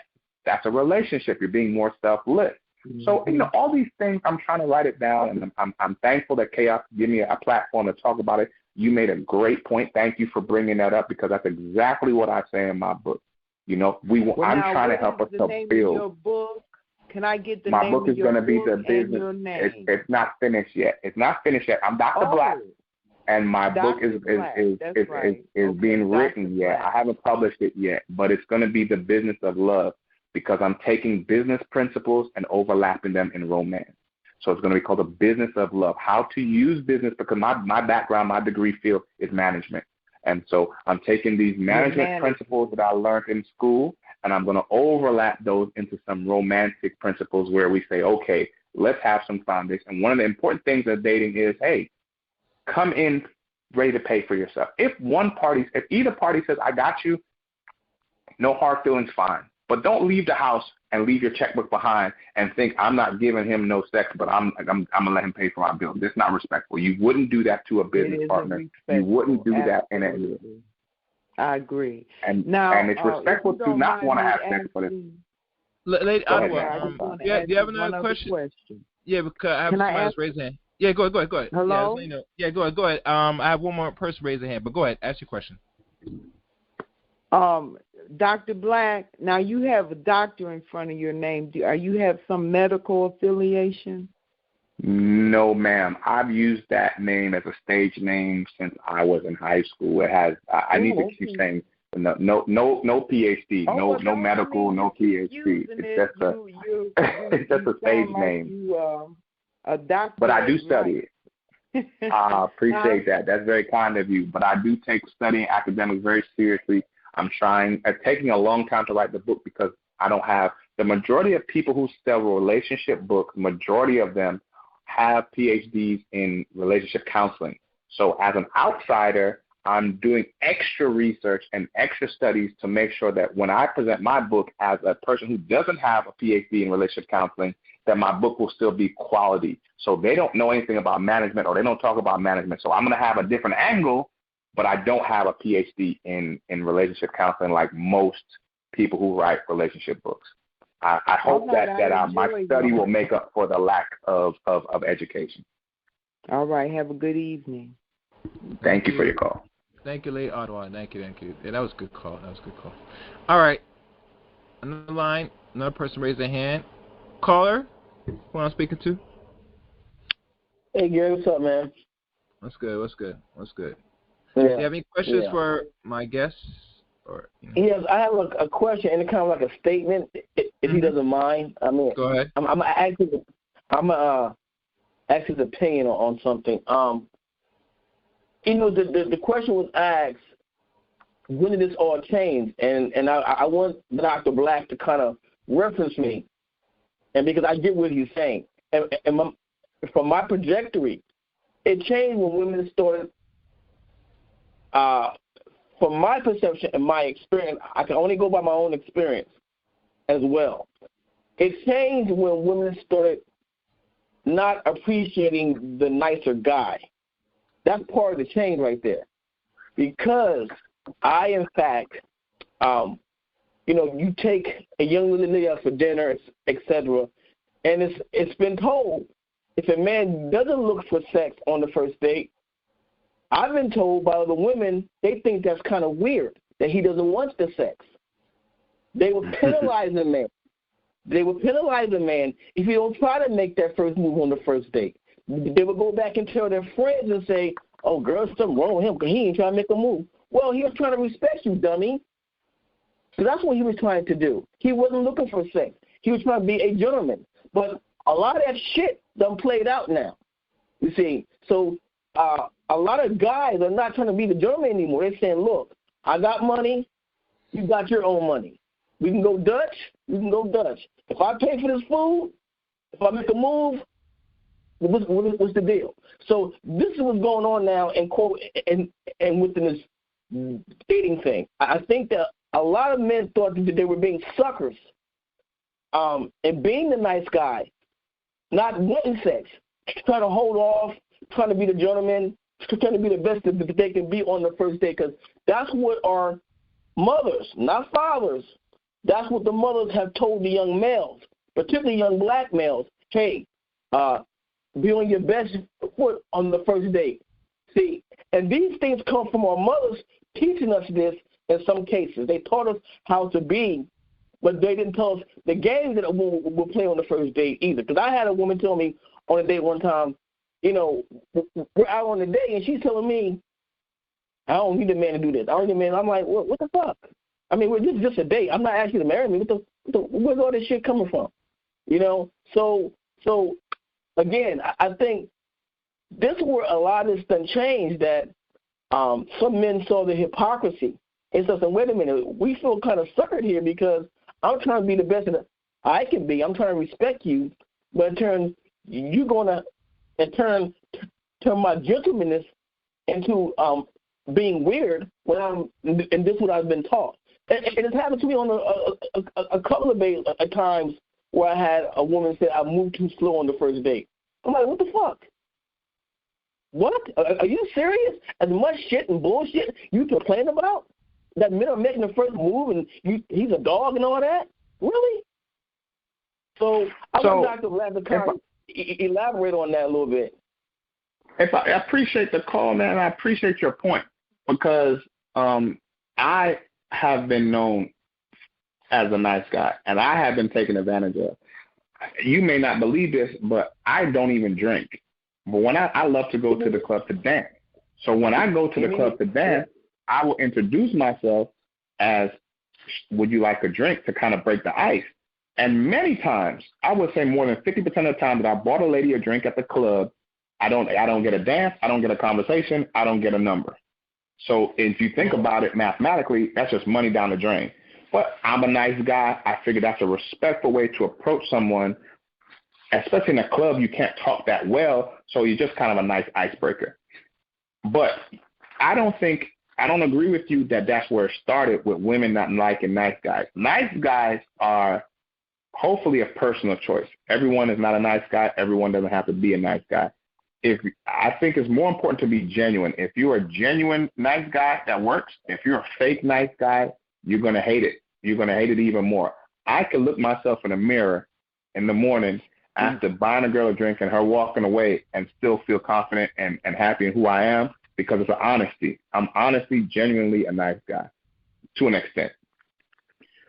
Another person won't be able to appreciate that, and they shouldn't. They should be the real self, because one of the biggest problems that many callers have already said on this call, Chaos and I talk about all the time, that dishonesty is unnecessary. You're wasting people's time. The last caller said you waste people's time with dishonesty. So I'm honestly that way. I feel that's the best for me, and everyone has to choose what's the best for them. I think that the issue began where we went in one generation, the great generation, from our parents picking our spouses to picking our spouses ourselves. No one explained when you had the parents picking your spouse. No one explained that what you should do to pick a spouse. It just happened generically out of nowhere. Around the 1950s, people started dating. And I don't know if you looked it up, research, or if you ever watched some old movies like Jungle Fever or A Bronx Tale, when they were courting. And, the idea was the girl was not supposed to have sex, but you're supposed to take her out on multiple dates. You got to bring her home at a reasonable time.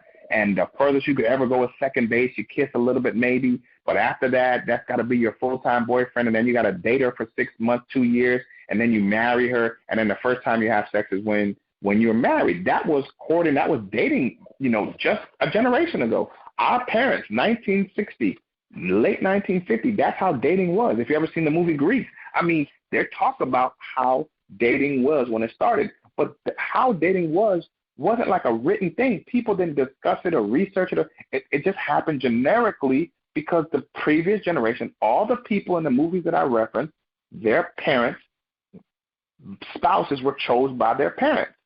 So dating just happened. And so I'm attempting to formulate and document a process of dating that would hopefully be respectful of all parties involved and get to a healthy dating situation. If you want to take the healthy dating to marriage, great. If you don't, great. But writing it down and understanding what happened, how it came about, the history of it, is a key factor, because people are resentful without knowing that none of this was planned. If it were up to the generations previously, we wouldn't be dating today.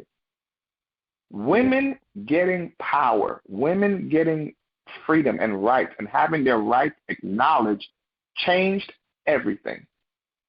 I argue that women's rights is the number one cause of the misunderstanding today, because our grandfathers and great-grandfathers never had to consider the woman's opinion. We as men today not only have to consider the woman's opinion, but we have to respect it if we want to move forward with that woman. We may not respect her, we may not respect her opinion, but we're not going to get very far with that attitude. Our grandfathers got all the way. They got families and multiple families and side families and the whole nine, and never gave a damn about what our great-grandmother thought. That's not the world we live in. Women's rights have given women the ability to make decisions without a man dictating to them. And it's much harder to have a democracy or a business where you respect your partners than it is to have a dictatorship. And a dictatorship is super easy.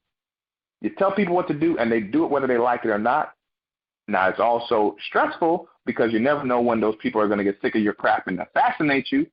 But a democracy, listening to the other person's point of view, listening to their wants and needs, respecting them, and respecting is more than listening. Respecting is taking actions that they want above what you want. It's called sacrifice. Sacrificing for that other person, that's so much harder. And that's why dating is so hard. And that's why nice guys feel taken advantage of too often, because they're leading with the attitude of I will sacrifice. And sacrifice doesn't guarantee you anything. It doesn't guarantee you that she's going to respect you. It doesn't guarantee that she's going to reciprocate your sacrifice. It doesn't guarantee she's going to give you your number after you bought her a drink, right? And that's the point that we're making. So, from my research, I'm not the world leader and expert or anything, but from my research, all of this changed in the 1950s when people started choosing their own mate. The idea of romanticism came about in the late 1800s when at the end of Enlightenment, Europeans were writing these stories that we're all familiar with. Cinderella, Rapunzel, let down your hair, Snow White, and they were talking about the idea of choosing love. They were talking about the idea of marrying for love. That matured into picking your own mate. So Enlightenment, the end of Enlightenment and Romanticism gave us an idea of we can do this for love, because prior to Romanticism, everyone understood that marriage was a business. Your parents are going to pick someone who's going to suit you in a business sense. The two of you are going to have the land that you've inherited and keep it until you pass it on to your kids and inherit it, and you're going to choose their mate. When people started saying, I don't want to do that, I want to be with somebody that I love, and Romanticism started writing all these fairy tale stories, those stories gave us a false idea of how to organize a relationship. If you think about it, right, what is the phrase that they say at the end of every daggone, at every end of every fairy tale? What do they say? Happily ever after. That doesn't exist. Yeah.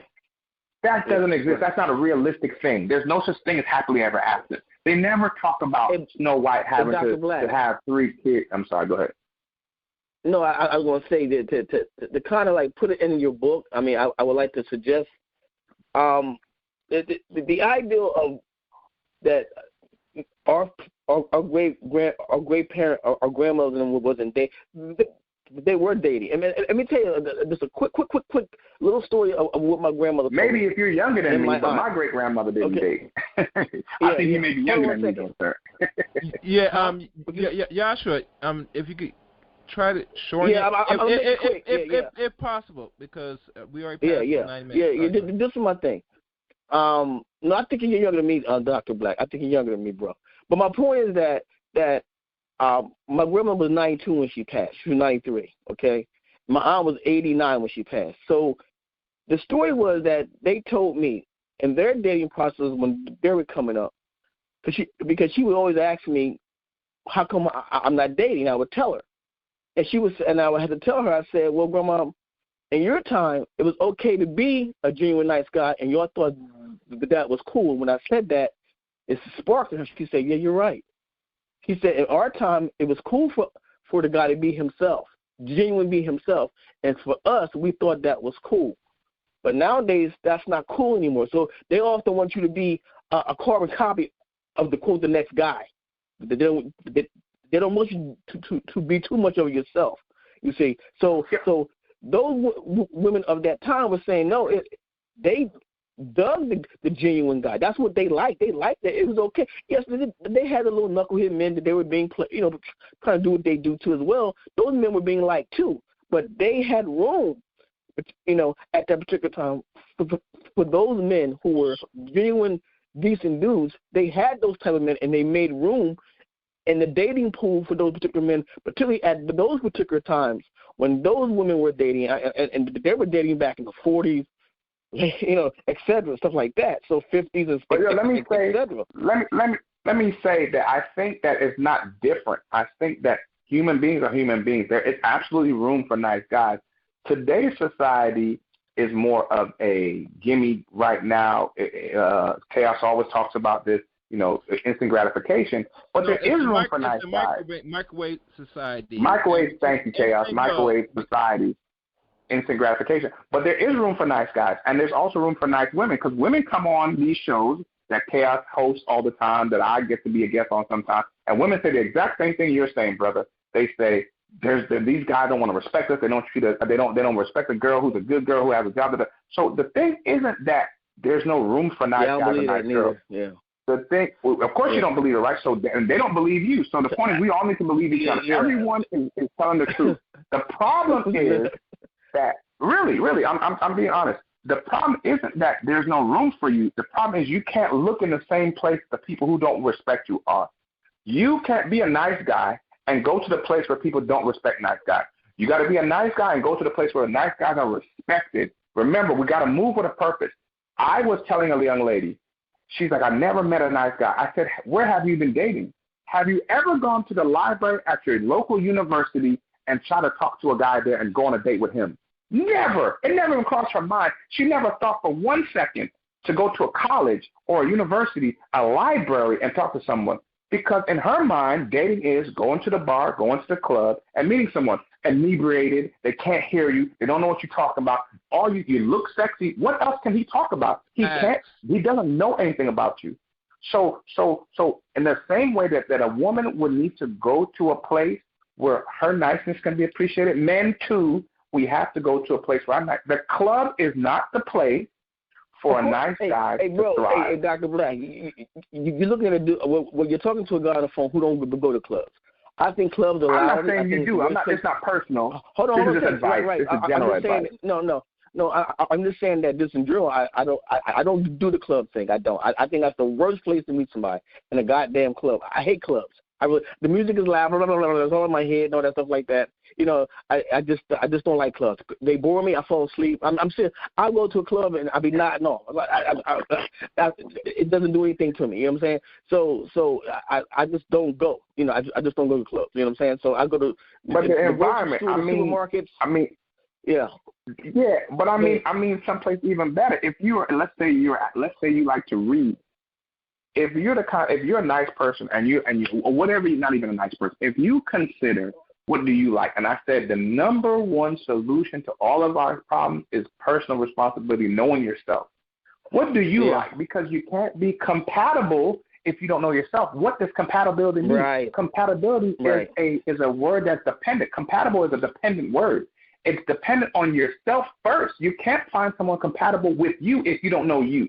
So if you're the kind of person who enjoys soft music, slow music, a nice ambiance, low lights, dim lights, black and white movies or movies in general, then you have to project that in your introduction.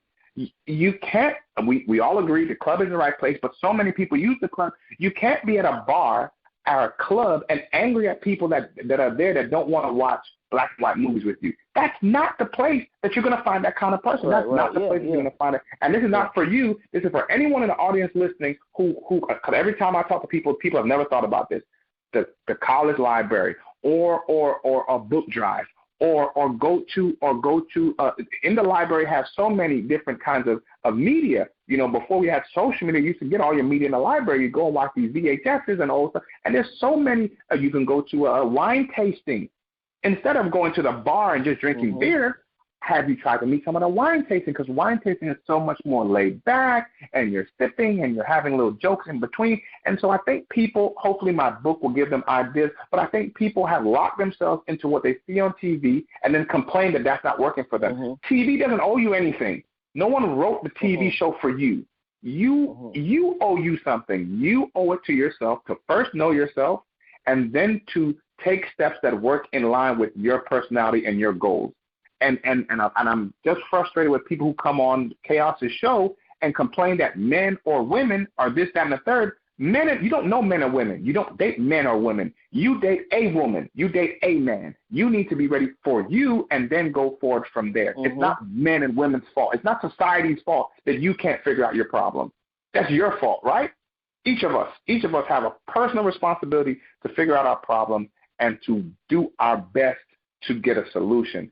And that's all I'm saying is that there are solutions and people need to be open to it instead of just complaining that they haven't yet found it, because that's maturity. We can mature and find solutions that we didn't previously have. I really appreciate your call. All right, thank you. Joshua. That's why, bro.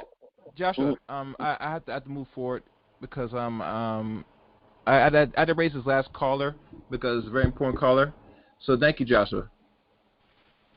All right, I'm going to open her line now. Miss Underwood, you there? Hello? Miss Underwood? Letitia? Yes. Yeah, I'm here.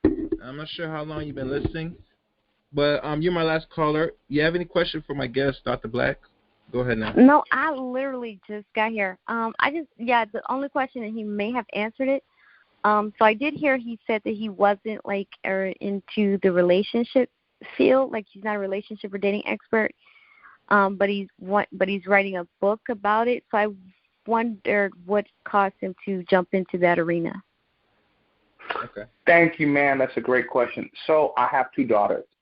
So if you haven't heard me say, I'm effeminate, and that means I'm my hashtag on Twitter, Instagram, so on is the Black Male Feminist. On YouTube, I'm a Black Male Feminist. I'm a black male who happens to be a feminist. And part of the things that helped me to realize I was feminist is that I'm raising 2 daughters. And I want my daughters to have success in dating. But I'm raising them to be strong, independent women, and that makes it a bit more complicated. If they were just submissive, traditional women, there are more people who are familiar with submissive and traditional, so it would make it easier due to the amount of the familiarity with those things for my daughters if they were traditional and submissive. I don't value submissive in a woman, and I don't think that you need to be traditional. If you are, that's fine. But I want my daughters to choose. I want them to choose what kind of women they want to be, and I want them, most importantly, to be able to care for themselves. I don't want them to get into relationships out of a dependency. I want them to get into relationships because the relationship makes their life better.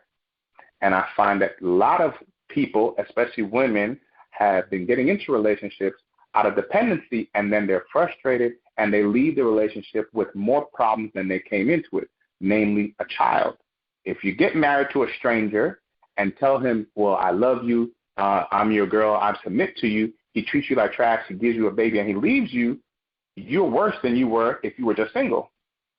And then many times you become bitter. And so women in my life, women in my family, I've met so many women who suffered from this dependency position that they put themselves in. I feel like they could have done better. I feel like they could have made better decisions where they didn't come into a relationship saying, well, because you're a man, I'm following you. Well, I think each person should follow the best leader that they have.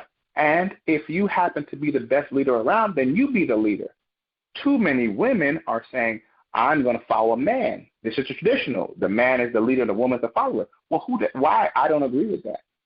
I'm not religious, so you can't tell me that a religious book told you that. It's irrelevant to me. I don't believe that because you're a male, you're automatically a leader. I know, it's not even a belief, I know that their women are smart enough, competent enough, accomplished enough to be a leader. So the question is the partner you're with a better leader than you?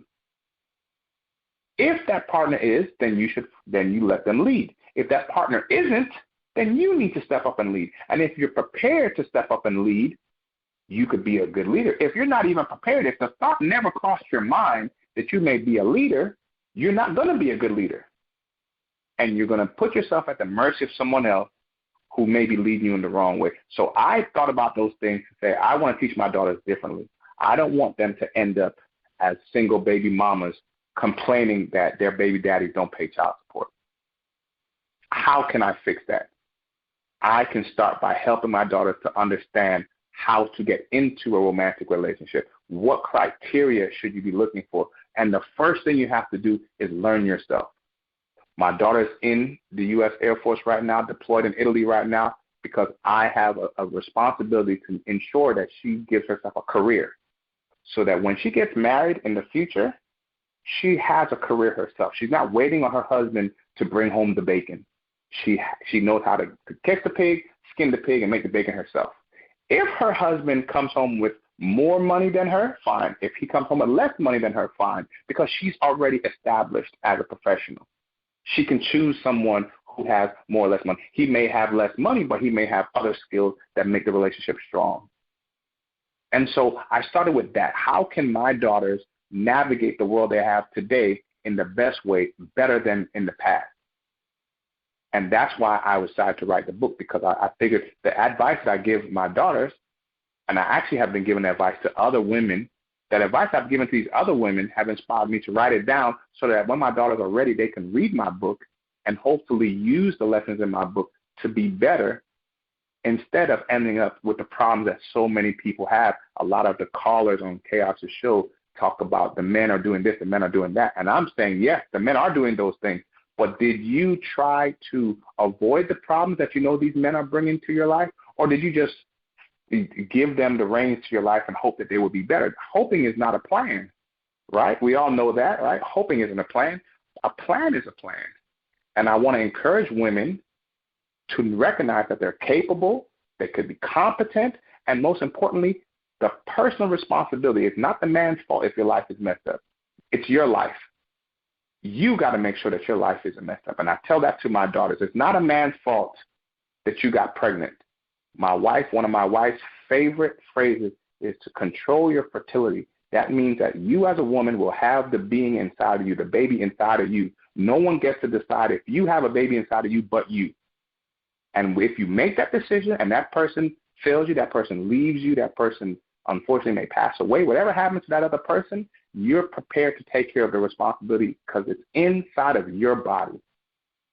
And if more women conducted themselves that way, there would be less bitter women, less women struggling because they're prepared for the worst case scenario. They're prepared for what could possibly happen. And in the Black community, it's likely to happen that the man is going to leave you with a baby.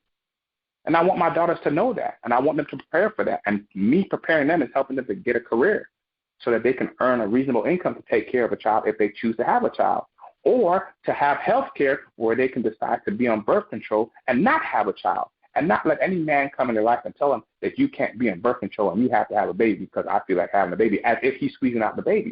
It makes no sense. So what got me into this was thinking about the women who I've been raised by, the women who talk to me about romance, and most importantly, my daughters who are going to be getting into the dating field, and how I can help them to grow into strong, independent women who are successful, and what changes I might make. And I realized I'm not a relationship counselor. I don't have a degree in that, but I could read their books. I can study their books. I can study other aspects of writing a book, jot them down, make my own book, and hopefully I will produce a product that is helpful to not only my daughters, but to other people at large. Hope that answers your question. Yes, it did. And then I have a follow-up question if Chaos doesn't mind. Yeah, make it short and quick as possible. Go ahead. I'm listening. I'm interested to know what type of man are you preparing your daughters for? So I don't think that's my choice. I have certain criteria that I require. Like my oldest daughter has had her first boyfriend now that she joined the military. She got her first boyfriend, and I told her the only two things I need from him is that he's respectful to you and that you enjoy your time with him. Those two things are all that matter at such a young age. You know, my daughter's in her early 20s. It's her first boyfriend. He's respectful to you, and you two enjoy your time with him. His opinion is not my concern so much. But if he makes you feel happy and you guys enjoying each other's time, because to me, you're too young to have a very serious relationship, especially for my daughter who's had one boyfriend her whole life. I hope that she will practice dating. And I told her, you know, practicing dating means practice calling someone all the time, answering the phone all the time, having conversations, you know, being a good friend to your boyfriend. That the word friend is in boyfriend. So being a good friend. If you've never had a boyfriend, you don't know that, hey, I got to call him every night and let him know I'm home safe. I gotta communicate to him the ups and downs. If you've never done it, you never. So I don't have a specific kind of guy for my daughter yet. I don't know if I ever will, but I do have some basic criteria that I think a man should bring to the relationship. And I also know my daughter, so I have some ideas of what would be compatible with her, but I also want her to find it, because I told her, I don't think you should get married. I have a rule that you shouldn't get married before you're 30, because you don't really know yourself in your 20s. Your 20s should be finding yourself and also committing to who you want to be. You know, you're going to figure out what career you want, and then commit to that career and stick to it. And so when you turn 30, you're like, I know who I want to be. I have an idea of what direction I'm going, and now I can say to my potential spouse, hey, this is who I want to be. Are you compatible with me? Would you like to take this journey with me? So you know, a man who's compatible with my daughter may not be the man she's with now, and he may not be who he's going to be at 30. So I don't think it's really fair to say what exactly kind of man I'm raising my daughter for. I'm not raising her for any kind of man. I'm raising her to be a good person and to know herself and to find a compatible person with who she is. It's really more about who she is, who she wants to be, than who he is. In general, he just has to be respectful of her. And I feel a lot of people leave that out when they're getting into relationships. They forget to find someone respectful, and then they get upset when the person isn't respectful, which to me is counterintuitive. You kind of should lead with the whole respect thing. I hope that answers your question. It does. It does answer my question. I'm just wondering if you're aware of. I don't know if you're married or not currently. I'm married. Yes, I'm married. Yes. Okay. And if you don't mind me asking, how long have you been married? Only 4 years. This month is 4 years I've been married. But I've been with my wife for over 10 years. We were dating. Another one of my rules in my book is you got to have a long engagement because, traditionally people are like, hey, you'll just figure it out once you get married. But I don't think that works. I think you should be in the household practicing the things that you're going to do as a married couple prior to saying I do and get an actual feeling. It's just like your job, right? Your job is going to hire you and you're going to come to work and actually do work. You get hired and then you do the work, but you don't, just say, well, hey, you're out of college. All right, boom, this is your job. No, you kind of gotta do it. And you're on probation. And then the company invests in you the better you do. And I feel like that's how we should conduct our romance. You invest in a person, the better they do and the better you do with them. So, yes, I've been with my wife over 10 years, but we've only been married for 4 years this month. Okay. Because the only reason I asked that was I was wondering if you knew the current state of the dating market and how there's been a significant shift and change in the dynamic within the last 5 years. Also, are you aware what kind of change do you mean? There's been lots of changes. What changes do you mean? Just so I understand what you're saying. Specifically in the thought process of men, especially black men and what they desire, and how they're dating. But then you're saying that you're a male feminist, so you're probably raising your daughters to be feminists. And if they're looking for black males, that thought process, that mindset is going to be a turnoff for for majority of black men in America. I agree with you. What I'm raising my daughters for will be a turnoff for most men, period, which is good because my daughters aren't going to marry men. They're going to marry a man, and they don't have to be compatible with men. They have to be compatible with a man. And so I think that we put too much pressure on ourselves trying to be general. And I'm okay, and that's just my personal attitude is I'm okay being a minority. I'm okay being unique, and I'm okay with my daughters being unique. Now, they need to be okay with it, right, because they have to go out in this world and live. And they could always change. They don't have to follow my lead or my example or my suggestions. My daughters may decide, hey, my dad's way of being an outsider, kind of an outlier, a unique is too hard on me. I want to be more of a mainstream person. I want to be more like the average person. I may want to appeal more to black men. I am not raising my daughter to date or marry black men. If they marry a black man, great. I don't care what race of the man my daughter is dating. I am not here to save the black race. I don't think the black race needs saving. I'm raising my daughters to date people who they're compatible with. If they happen to be compatible with an Asian or South Korean guy, more power to them. They like BTS, so they that's fine with me. I don't care what. And you brought up a great point about the ideas of black men.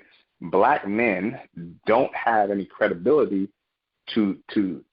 for me to make a special appeal for them with my daughters anyway.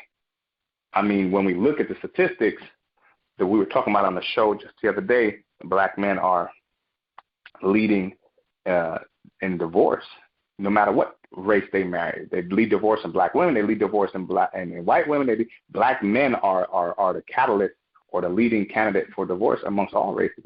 I don't want that for my daughters. So if they find a good black man, great. That's fine, but I'm not raising them to date black men at all. Not in the slightest. There are good black men, and there are lots of bad black men. There are lots of bad men of every color, every race. I'm not oblivious to it. I don't really care about a race. I care about a person who's compatible with my daughters, but more importantly, I care about making sure my daughters are good, compatible people for themselves.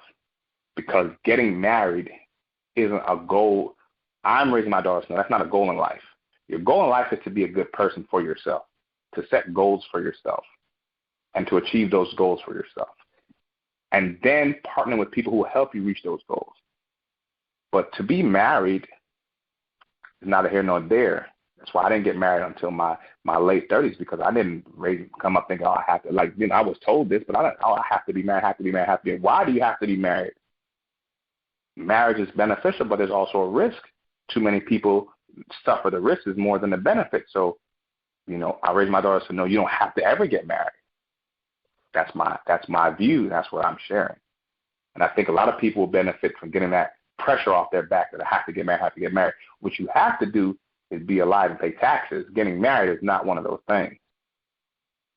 And if you're not going to do it right, I don't think you should do it at all. If you're not going to do the hard work to find a person who's good for you, then why get married at all? Because they want to, and they want to have children. And a lot of these women don't want to have children out of wedlock.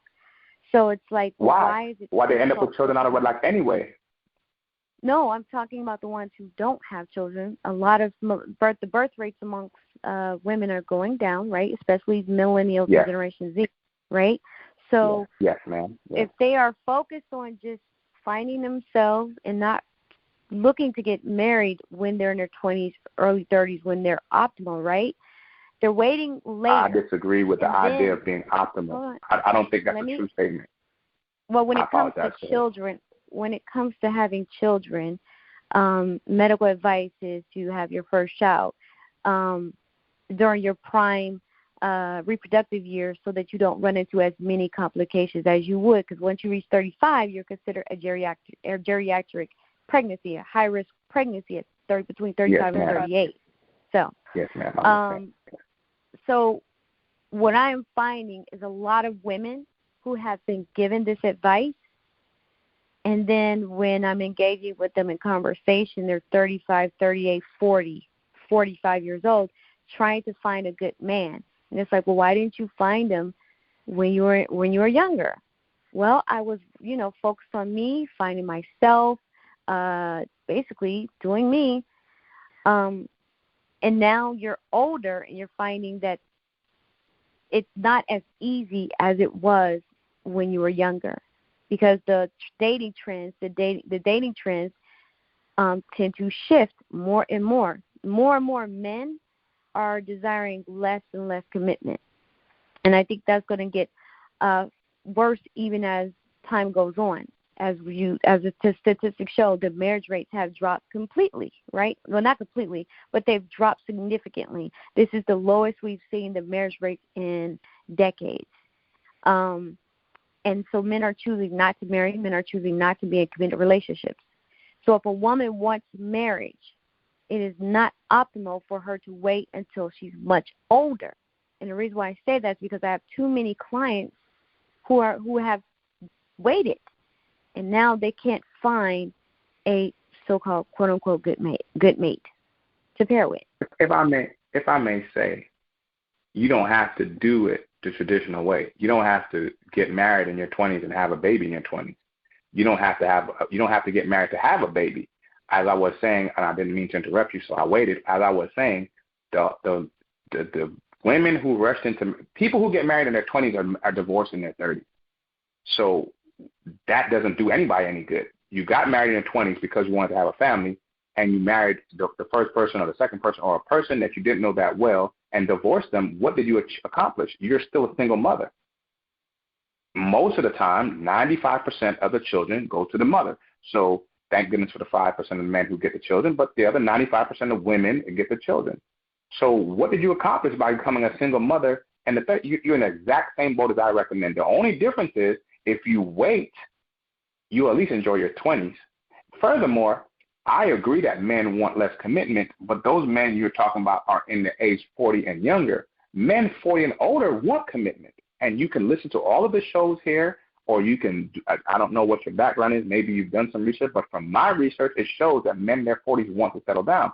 So if men in their 40s want to settle down and men in their 20s and 30s leave women with the children, I'm preparing my daughters to deal with those facts and say the best thing to do is to settle down with a man in his 40s in your 30s, because statistically that's where the lines cross. To suggest that yes, it's more risky to have a baby in your 30s, so have the baby, but be prepared to take care of it by yourself, and then get a husband when he's ready, because making him your husband or finding a way to get a husband younger doesn't make him any more ready. And all it does is get you to a divorce. It's not a solution. You got married, but the goal of getting married is to stay with the person, is not to get divorced. And that's what we're dealing with. 50 going closer to 60% divorce rate in America. So I'm not encouraging anyone to get married, especially sooner. Take more time. Take as long as you can before you get married, because it's not lasting. We got baby boomers out here getting married for the third time in their 60s. They had 2 whole families before the marriage they claim they're going to finally settle down with. I'd rather skip those first 2 divorces and just get married the one time. I'm only going to get married one time. And I think that's a good advice for other people, because people act as if divorce doesn't cost you anything. Divorce costs you a lot. Money, time, credit score, your children's relationships. I wish I could make a law in America where people can't get married more than 3 times. 3 times you're out, because think of all the families you destroyed getting divorced those other 2 times, the third time. I met a guy who got divorced 4 times on his 5th marriage. I was appalled. I was like thinking, what happened to those children that you made a relationship and bonded with and you left them? You know what I'm saying? So people, I think, and maybe the only one, but I'm promoting that people got marriage messed up. Your goal in life can't be to get married. If anything, the goal in life is to stay married, and no one's figured that one out yet. So don't get married until you figure that out, or at least don't get married sooner. Get married later, when you're more mature and the person you're marrying is more mature, because there's no magic pill for staying married. It's a roll of the dice. I think the best thing we could do, like I said at the beginning of the show, is to date longer and be more prepared by knowing the person longer before we marry them. I don't know of another solution, and I haven't heard of any other solution. But the solution can't be get married, because we've tried that. Our parents tried that, and look at what happened to them. 60% divorce rate in America today. The last president has been married 4 damn times. I mean, this is not a thing. It's not working like that. All right. Letitia, there? Yes, I'm here. I hope he answered all the questions. Anything else, Letitia? Because I got to wind this down. No. Yeah, he answered all my questions, yes. All right. I hope this will be helpful for the next book you write. I know your book came already, Letitia. And, I was hoping that, you'll send me a PDF, but that's okay. We'll see. Thank you, Letitia Underwood. Well, I don't even know how to do that. I don't even know. Oh, do you have a paperback or a PDF for your book? Which one is it? No, it's a paperback. Hit me up. Just call me. All right, we'll talk. All right. Okay. All right, thanks. Bye. All right. What's the name of her book? For those of us who want to look it up on Amazon and get a copy, what's the name of Letitia's book? Letitia, there? The name of my book is The Do's and Don'ts. It's a Do's and Don'ts Guide for a Successful First Date. Outstanding. That definitely sounds like something that I could read. That's part of my research. I'm all about dating. All right. Thank you, Letitia. Peace. All right. Shit. Let me see what time it is now, Paco, because I'm just going to end. It's that time, brother. Yeah, We've been on here. Yeah, we've been on here long enough. Let me see if I want to ask this question. I'm just checking out, refreshing. Yeah. My computer's good. Okay. I don't know how well you're going to answer this last question. This is the last question we've done for tonight. I know it's a lot of men, and you brought a very clear point that a lot of dudes now ask for relationships, but they're like damn near in their 40s now. Mm-hmm. Ain't that something? Probably some in their late 30s, but, roughly pushing around that. Late 30s, 40s. I don't think there's a problem with it. I think if they're honest, and that's what they mean, they just need to be upfront. They need to be upfront. Yeah, I get you. My thing is this.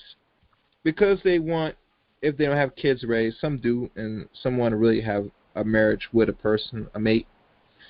Some of them now say they're going to travel outside the country and find a mate, particularly, mostly a non-black woman.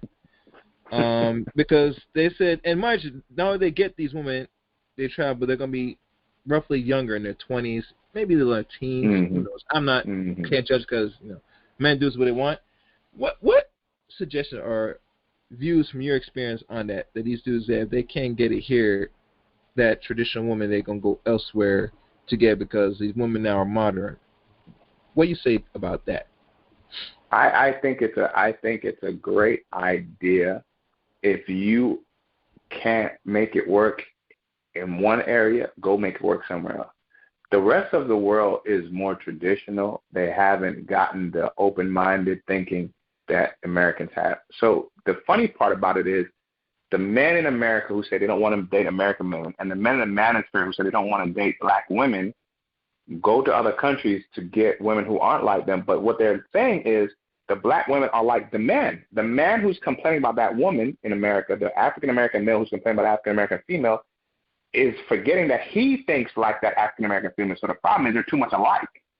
And so he's saying, I want to go get someone who's not like me. I want to go get someone who's going to tolerate, in many cases, my BS. They're going to take my crap because in most cases, in almost every case, the United States of America is the richest country in the world. You inherently as an American have more income than the people you will meet outside of America, especially if you go to a second or third world country. So those women there, they're going to act like they respect you and they're going to act like everything you want because you are the wealthiest person they've met or the wealthiest person that's interested in them.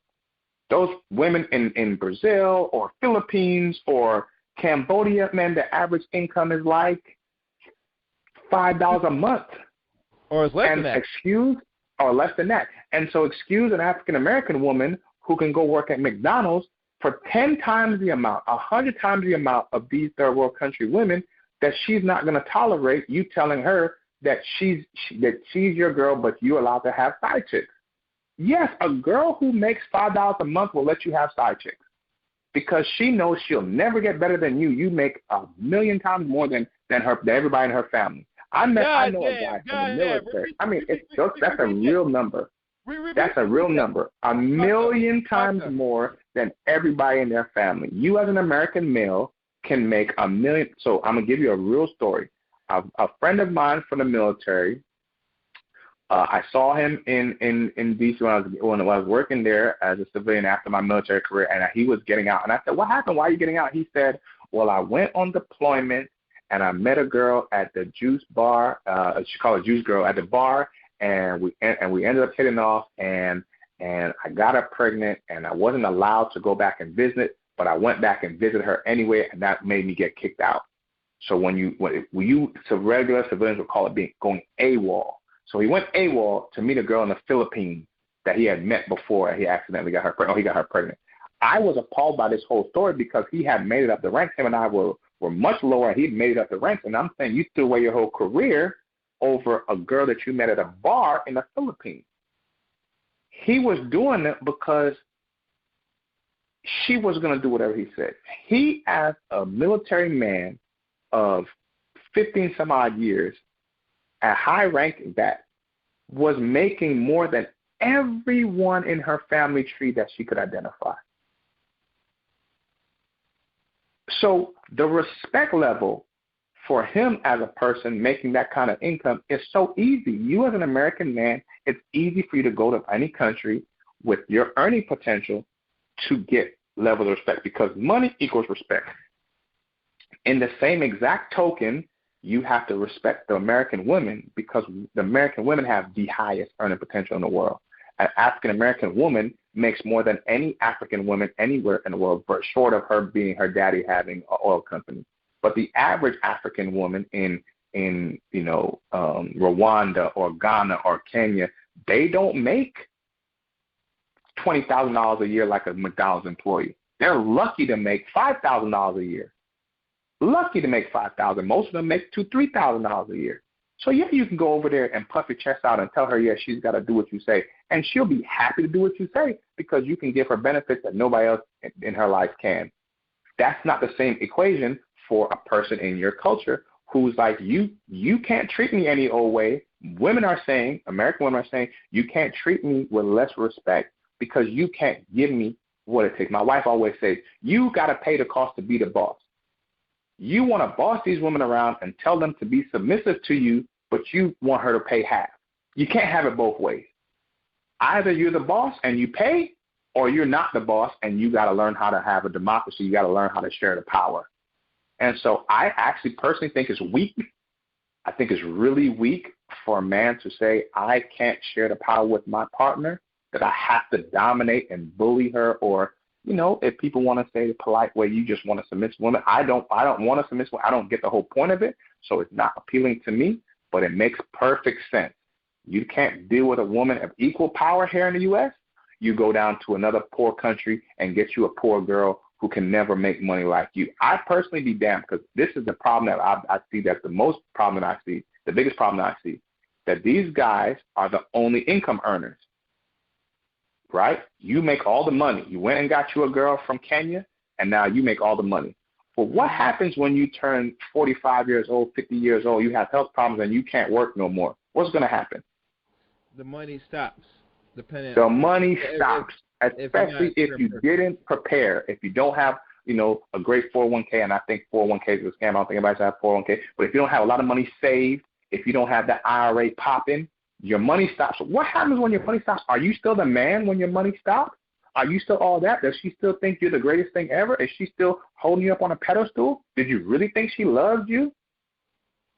I think it's weak. I think that you should build your relationship on strong foundation. And an overwhelming income is not how you prove it. Wealthy men have been talking about this from the dawn of time. How do I know if you really love me? And if you lead the relationship on your money, you may never know if they really love you. And if you run out of money, it's a bad time to find out that she didn't really love you and she leaves you. And you was acting all like you was all that for all these years. So I personally, I'm going to find America. I have found an American woman who is my equal, who we share everything, the responsibility, the bills, we make decisions together. I don't need to dominate her. I don't need her to be a submissive. My wife actually told me she prefers to be submissive, and I told her I prefer her not to be. I prefer her to be part of the leadership. The president, the vice president, both work together. It's not just the president, and so we're working that out. But if you're a man and you don't want a partner, you want someone to do what you're told, you want a robot, go ahead and get you one. There are billions of them out there, billions with a B. You can go out there and get you a girl in virtually every other country. You don't even have to go to daggone Brazil. You can go right to Mexico. They're starving girls. They're trying to break into America every day.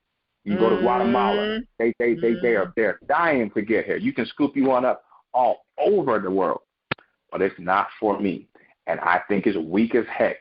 And I wouldn't risk it because I'm about my money. I'm out here. I got a business. I'm out here buying real estate. I'm trying to build something. One of my favorite writers, Robert Kiyosaki. Did Robert Kiyosaki go out there and get him some daggone fluffy girl who doesn't know, just like a trophy wife? Robert Kiyosaki's wife also does real estate. They're 100 millionaires together. Wow. They do their podcast together. She's a millionaire on her own. She doesn't need Robert Kiyosaki. When they started their relationship, they talk about how they both had separate income, how they were building millions together. They're 100 million strong separately. That's what I'm trying to work on. And you could have 100 million as a man, but what's better than having 100 million? Your wife having 100 million too. That's the only thing better. You by yourself. The only thing better than doing it by yourself is having a partner who does it too. Some men don't see that. That's how I look at it. That's the kind of relationship I have. But yeah, bro, you can easily get you girls all over the world. Them Russian brides ain't fake, bro. They'll come over here for about 10, 20 stacks and they're going to wash your drawers. I personally don't see the value. Like, how impressive is somebody do laundry? I would much rather you go out there and be a doctor. Look at my man Mark Zuckerberg. He one of the richest men. He's one of 10 richest men in the world. What does his wife do? She has a whole PhD. He could have had almost any girl in the world, and he married a woman with a PhD. Why? Bill Gates, the former richest man in the world, his wife, a highly accredited, academic, intelligent, runs the greatest philanthropic business because the Bill and Melinda Gates Foundation was really ran by Melinda the whole time. There are lots of men who understand the value of a woman who brings more to the table than submissiveness. There are other men who don't see that value, and they should go get themselves what they want, because there's lots of women out there who will submit. They don't have a choice. I personally don't feel like taking advantage of a person who has no choice is going to work in the long run. I don't see how that's going to work in the long run. And I've seen men. When I was in the military, when I was civilian, when I was overseas, I seen these dudes. When I was in Saudi Arabia, I first saw like these dudes out here marrying these African girls. Because we as Americans work side by side with the coalition, and a lot of times African countries, Uganda is a very popular country, Kenya, Ethiopia, very popular country, especially Ethiopia and Kenya because they have Muslims, so they're all over the Gulf, right? And we work with them, and some of these American guys will marry these African girls because them African girls was going back to the village, and I was like, why would you marry the goat farmer's daughter for what? Oh, she cooked. So what? She couldn't cook. If you want someone to cook and clean, you could pay for a maid. It's a lot cheaper than divorcing one of these African girls because you don't have to give your maid half when she leaves. Right? You did not spend all that money on a maid. Like, it's so much more affordable, so much more efficient to get a maid. If you're so impressed with cooking and cleaning, just get a maid. That's nothing. I'm not marrying nobody who's full qualifications. And my last point is, you have an African girl, the goat farmer's daughter from Kenya, and an American girl who only graduated high school. The American girl's earning potential is astronomically higher than the girl from Africa or Brazil or Russia or Ukraine or wherever the hell you at. The earning potential, you can get a girl, if you think it's so easy to get you a poor girl, go get you a poor girl from Detroit or from Miami or from L.A. Because the girl from L.A. is going to be able to, you can put her through school, and you could, like a lot of dudes try to put their girls through school when they bring them to America. You can put her through school, and you could put it through, you could just have her just get a regular job with no education. She's going to make so much more money for you as a family than a person from another country will.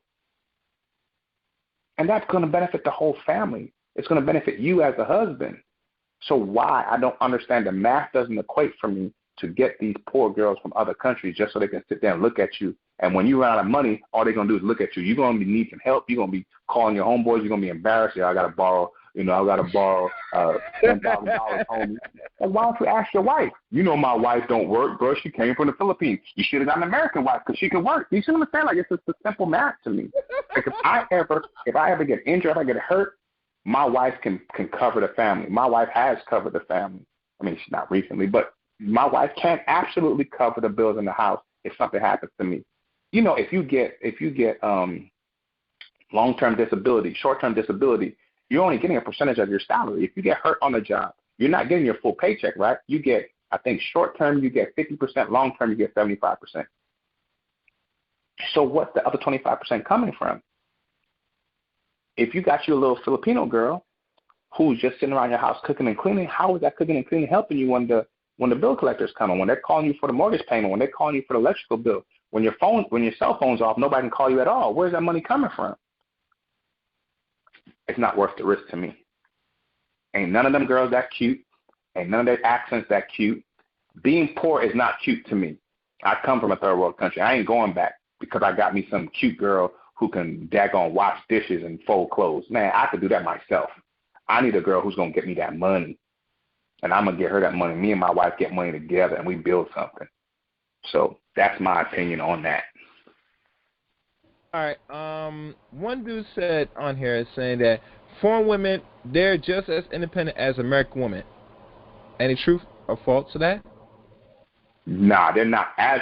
Some of them can be, but I never said anything about independent. So he's using another word I did. I said earning potential. Excuse me. I said the earning potential. And furthermore, if a foreign woman is as independent as an American woman, then why would an American man go marry her, right? The American man is marrying foreign women because they're not as independent. That's what he's looking for. In most cases, and many of them are my friends or associates, my coworkers, I know the kind of man who's looking for these foreign women. They're looking for a submissive woman. So why would he say they're just as independent? That's the problem for the people who are looking for a foreign woman, who are leaving America, their home country, to go to another country. They're not looking for something that's the same. They're looking for something different.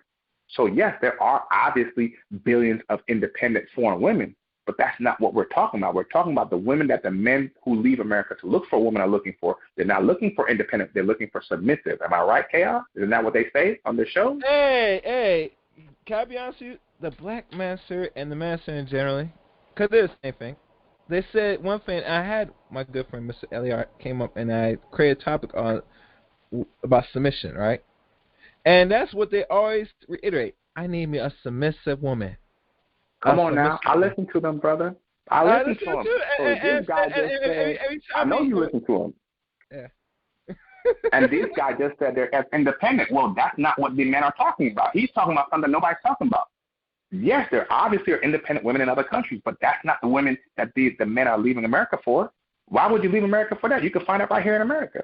Americans are looking for submissive women when they leave. You got to understand. The women, they deal with the hood woman or the woman that is deprived, broke, that's all these words, right? Paco, they're not going to spend the money on that because American women today, I don't want to say it, but I'm going to keep it real, is expensive. most dudes don't got it. I gotta be honest with you. When they talk about women here in America, the submission, as they always say, well, how much you gonna pay for the submission? And a lot of dudes want to hear say, oh no, submission should come natural, all stuff. I said, well, gas is not cheap. You gotta pay the Tell him, Chaos, gas is not cheap, bro. Tell him. He asked me on mute. I'm not sure what you're asking for. I'm seeing somebody on Facebook saying I have on mute. I don't know what you are. Let me see what this is. Is this the person who's Lady Ottawa? No, it's not you. Okay. I'm not sure which person said I have them on mute. You go out to press *6 or wherever, put the number in again, and press 917-324#, and I'll see you raise your hand. You have a few seconds. I'm gonna get off this line. But like I said, but you know, bro, I don't think that they don't mess with American women because they don't want to pay. Because first off, a lot of people are capping, right? A lot of these dudes is capping. If you can't afford an American woman, how can you afford a foreign woman? The American woman can get a job. She can get a job in America. She can get an American level paying job. I keep using the two words, earning potential. Your American woman has the highest earning potential. If you're complaining about paying an American woman, then you go get you a foreign woman. You're paying for everything. That foreign woman, her credentials don't fit. Because let's just say if you get a girl and a foreign woman who is a teacher in another country, you have to, if you bring her to America, which you obviously want to be in America, you have to put her back through school. Her credentials don't cross over. You got to pay for her to go back through school. So you went to another country to get a girl who doesn't have no money and then get her to come here to put her back through school so she can help you like that. Or you're paying all the bills and it doesn't matter. So then why don't you pay all the bills for an American girl? Like, to me, it's circular reason. It makes no sense at all. All right. No I'm going to open this line. He better ask this question. All right. Is that you, Joshua? Let's ask you a question. Yes. Hey, Gary, yes, it's me. Please keep this. I'm not the one that made the... Huh? Go ahead. This is not a long dialogue. No. Go ahead quickly. All right. No. It's what I said. When I meant by saying that they're independent, is what I'm saying. I've been to a couple of foreign countries. Okay, those women outdo the men academia there. Period. They outdo them. So it's not the fact those women can't make money, but they live in a society where it's based on. First of all, it's based on patriarchy for one. They generally hire men first. Period. So that's one problem right there. The second problem is too. The reason why some brothers go there, say Brazil or any place like that in South America, because not because of money, it's about because they can get along with them. They can get along with them in their minds. They can get along with them. It's not even about the money. It's about the fact that they feel that they can get along with them. That's the point.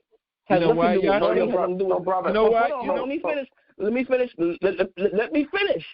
Because I know a lot of dudes want to talk like they know this instead of just saying, wait a minute, let's hear the dude out. My point is that they believe in their mind that they can get along with these women better. It's not the fact that those women are better than black American women. That's not what they're saying. But what they're saying at the present time in their life as men, They're saying I can get along with them better. That's what they're saying. Period. Bro, I understand that. But what you believe is make it true. And just because you believe you can, and the fact that you have to believe, we're saying that. You said they believe that they will get along with them better. The fact that you have to believe that means you don't know. So maybe they won't get along with them better. It's not a fact. You're acting as if it's factual. It's not factual. It's a possibility they can get along with those women better, and it's equally a possibility that they won't get along with them better because it's a belief. You're taking a risk. You're going to go find out. Right? That's one point. Yes, of course. Here, right? So what's your point? So the point is, that's the same thing here. Didn't you just say let me finish? So let me finish. Okay, go ahead. So the point is, nah, you finish. So the point is, if you're going to take that risk, what is the benefit? I'm saying that the earning potential of an American woman is higher than anybody. If you're a human being and you're working and you have a partner in your life, especially a spouse, your spouse has to be able to cover you in every aspect. If you get a girl from Brazil, she will never be able to cover you financially. And it is about the money because the reason she's taking you in, as I said in the beginning, is because you have more money than the other men in her life. She's not taking you in because you're the best looking guy. I don't care who you are from America. You don't look better than every man in Brazil. So you're not the best looking guy. You're not the nicest guy. What you have that the other Brazilian men don't have is money. You have American dollars. You're not poor. You're from the richest country in the world. What do you mean it's not true? What part is not true? America's not the richest country in the world? 1 second. Hold on. All men that travel abroad don't have a whole lot of money, bro. And they have more money than everybody in Brazil. You're not listening. No. Now hold on 1 second. I am listening. No. They have more money than everyone in Brazil. I'm not saying they're the richest people in the world. Americans have more money than everyone in Brazil. You can just Google up the currency conversion. No. Brazil is actually broken. Miss Paco, let's stop right here. Let me give a quick education. I've done this on my channel too many times. This is getting now played out. Paco, have you watched any of my streams when I pull up the amount of money we spend here and what we could do over in other countries? I have not seen that one yet. I have not seen those yet. I'll have to find a couple streams. Matter of fact, I have one I did like a year and a half. The point is this. I did the numbers. I put in the dollar to my currency to their currency. And there's so much difference. I could be a multimillionaire if I have a few $1,000. That's all I'm saying, brother. You and I are saying the same thing. That's a fact. That's not a guess. That's a fact. So to dead this argument on front is if you're a black man in America and they know they see from you walk, your swag, how you look, and how you speak, they can smell the dollar signs on your American ass. It is what it is. I'm not being disrespectful. I have not traveled to every country, but I guarantee right now from what I'm hearing in the stories and what I did a little small research, it would make sense that if you're not getting played up here, you better take your back ass to Brazil, the DR, Colombia. We'll spend that money, baby. Remember, I know one dude WhatsApp, Cash App abroad in what's the DR? $25. That's real talk, bro. Listen, that's real talk. And listen, you said you haven't traveled to every country, and the caller said that he hasn't traveled to every country. I haven't traveled to every country, but I've traveled to over 50 countries, and I've met people from over 100 countries. I've taught English around the world. It is my job to know different countries if I'm going to take a job over there. So I know about currency conversion. That's the first thing you learn when you're traveling, currency conversion. And if you've traveled, I have friends all over the world. I have family all over the world. And the first thing you learn, people smell money. If you're American, if you have a pair of Michael Jordan, you have more money than everybody out there because people out there got the fake knockoff Jordans. I've been to Istanbul. I've been to Dagon. I'm from Guyana. I've been to Dagon, the other parts of Turkey. I've been to Egypt. I've been to Ethiopia. Like your money goes so much farther. It's not funny. You could be. We was working in Afghanistan, and I was working with the Ugandans, and they was like, "Yo, I'm out here trying to make money." I was like, "How much you trying to make to get a house?" He was like, "I'm trying to get 10,000 US." He was going to be out there for 5 years to make $10,000 US. We were making $10,000 a month, and he was trying to save up $10,000 US over 5 years, because if he got $10,000 US, he could build a whole house from the ground up. A whole house for $10,000 US. Goddamn. There isn't a single house for sale in the United States right now for $10,000. So I'm not playing. I'm not pretending. I'm not saying what I heard from a friend.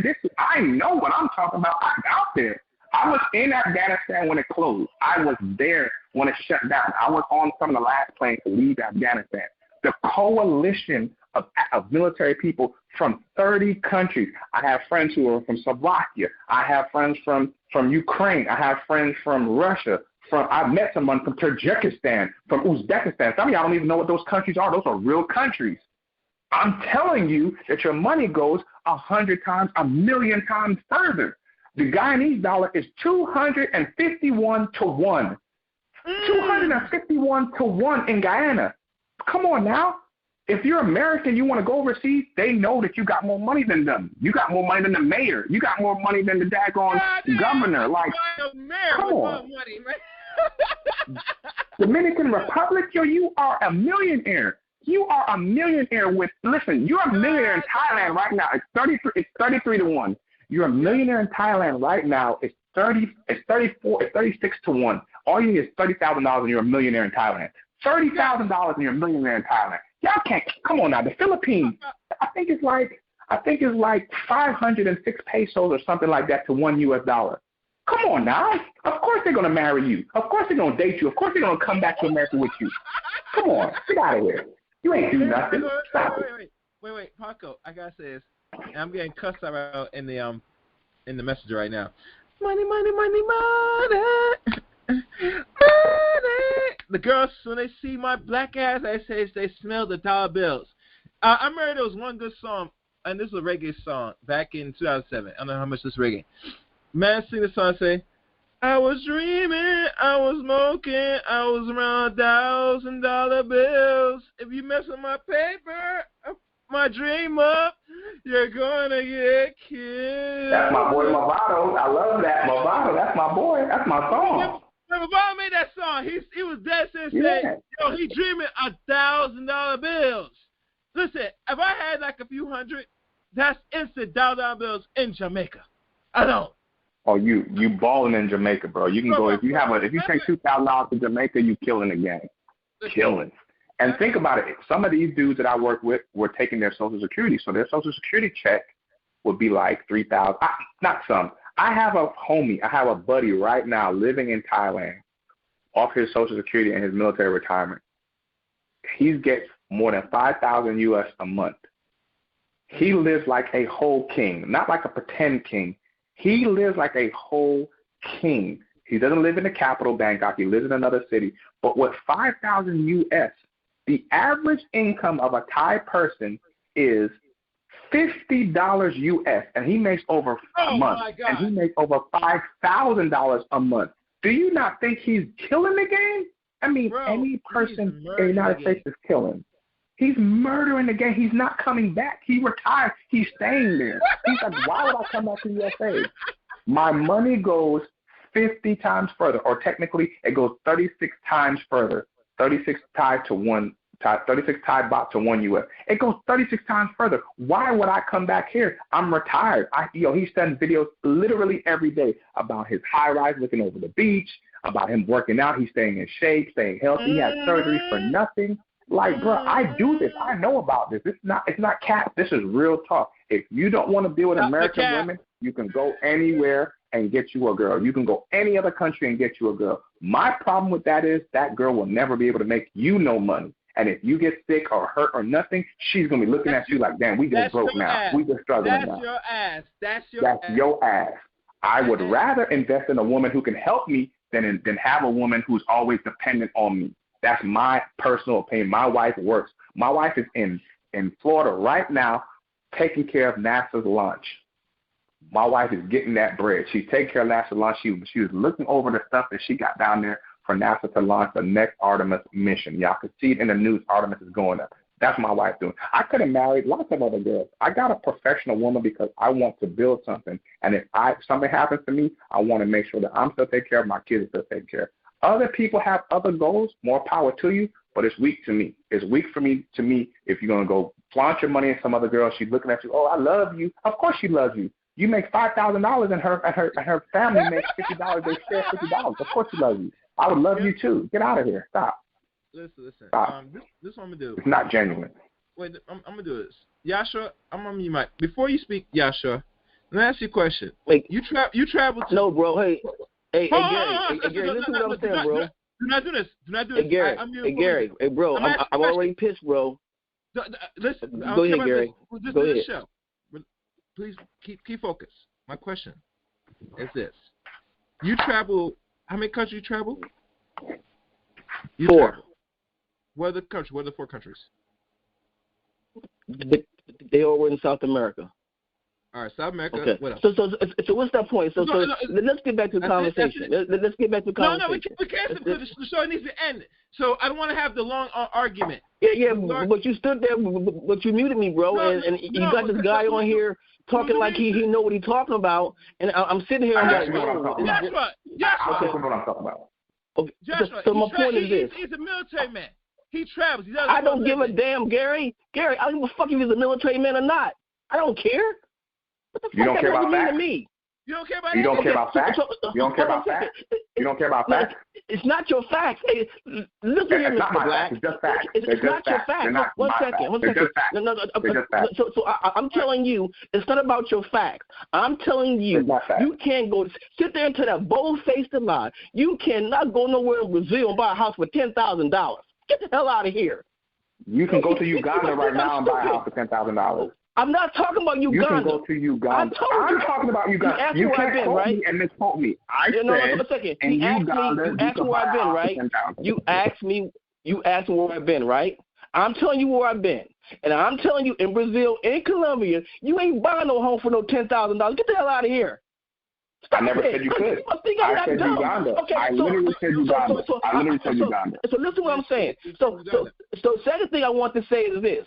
And as far as the women over there, period, they are outsmarting the men. They're getting the jobs now because things are starting to break down for them.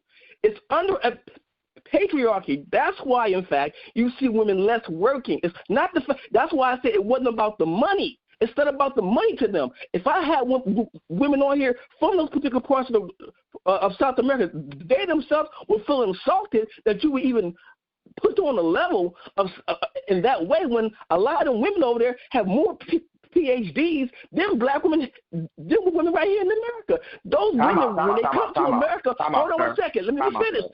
Okay, I apologize. Go ahead. I'm sorry. Go ahead. Go ahead. Let me finish.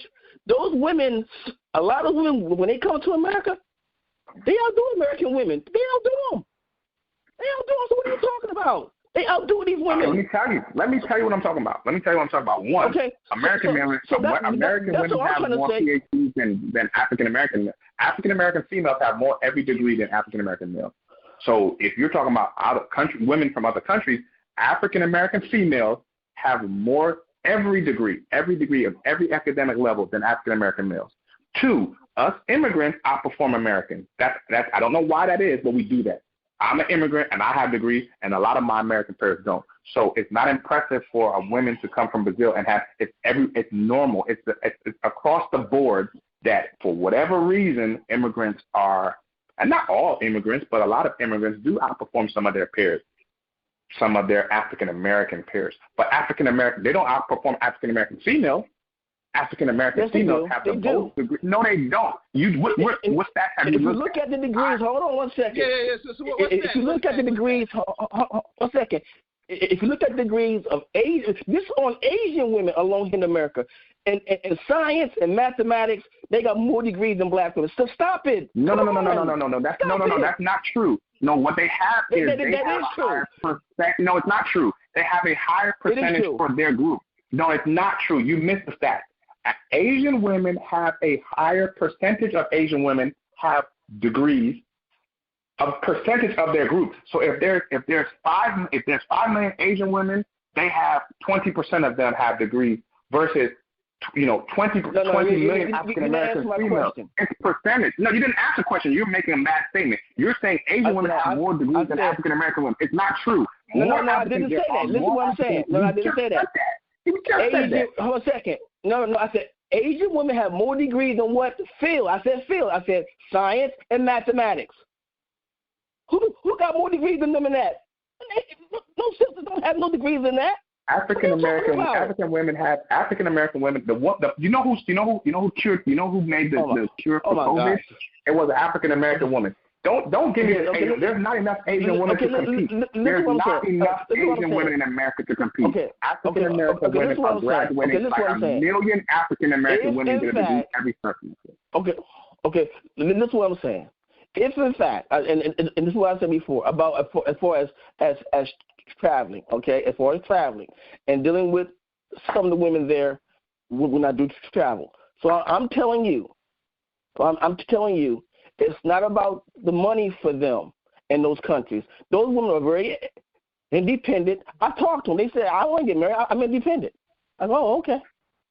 They don't want to get married. They're independent. I think, unfortunately, with those women in those countries, they get a bad rap. It's like the country gets a bad rap. They get a bad rap. Period. Joshua, let me ask you this question, and don't try to cut me Go out. ahead. You said you only travel to South America. That's the only country you travel? Well, that's where I've been so far. I mean, of course, there's other places where I will eventually go. You've been to Brazil, Colombia, and have you been to DR? No, I got no desire to go to the DR yet. No, I got no desire to go to DR. And I know you went to Mexico. I know you went to there, Mexico. I've been to Mexico a few times, yeah. Okay, so that's 3 countries. So I'm not sure where the 4th one comes, but the point. Okay, is so but the point is this. The point is this. You only travel to mostly so-called brown nations. Have you traveled anywhere in the Caribbean, like where there's more black population?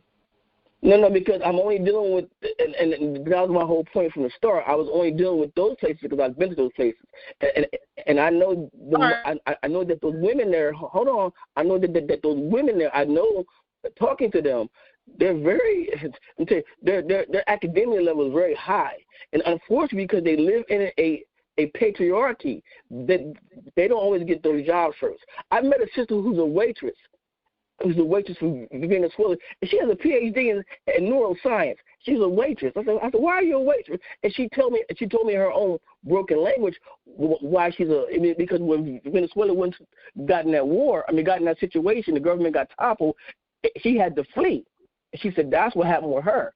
But she said there are a lot of us here in Colombia who have PhDs and masters, and we can't get the work we do because they generally hire the man first, and more they hire us. So it's not for them. It's not necessarily about money for them. Okay. If they get the opportunity, they're going to make the money. That's not the point, and that's what I'm trying to get you to understand. So again, like I said, those women, they get a bad rap just like the country gets a bad rap. And I'm telling you, and you're not going to Colombia and buy no home for no $10,000. Not in no Colombia. You're not. He did not say buy a home at $10K. You did not listen to the point. Let me say this. Yeah. He did say that. Did he say that? No, he did not say. See, now you're emotional. You did not listen. He did not say that.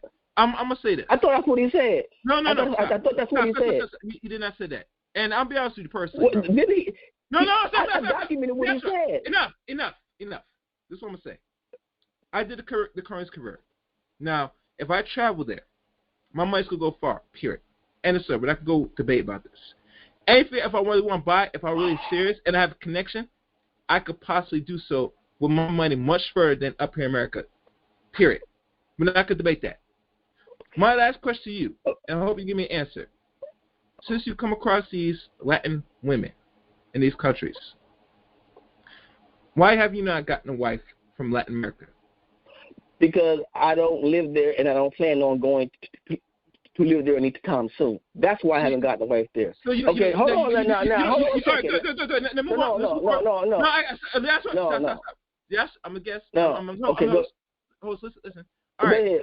You ask me questions that don't make any sense. I know. All right, knowing this, that tells me. But you ask me questions that don't make sense. Listen, Yashua, listen. And knowing this now, that tells me, and I'm keeping real with you as a man, just like you're a man, that you're not willing to move to get a mate. Okay, So the second best thing, why you just bring them up here that has his credentials? Because it looks like they'll make that better up here than where they're at. Since you're a reasonable guy. What's wrong with that? Get her. Make a deal. Okay, now make a deal and move forward. Go ahead. Okay, let me tell you what happened with those women when they come here with those degrees that they do have, those PhDs they have. They would have to come here, and they would have to take a lot of those classes they took in their country. They got to come back here and take them again. They got to kind of start all over again. Okay. I told the audience that.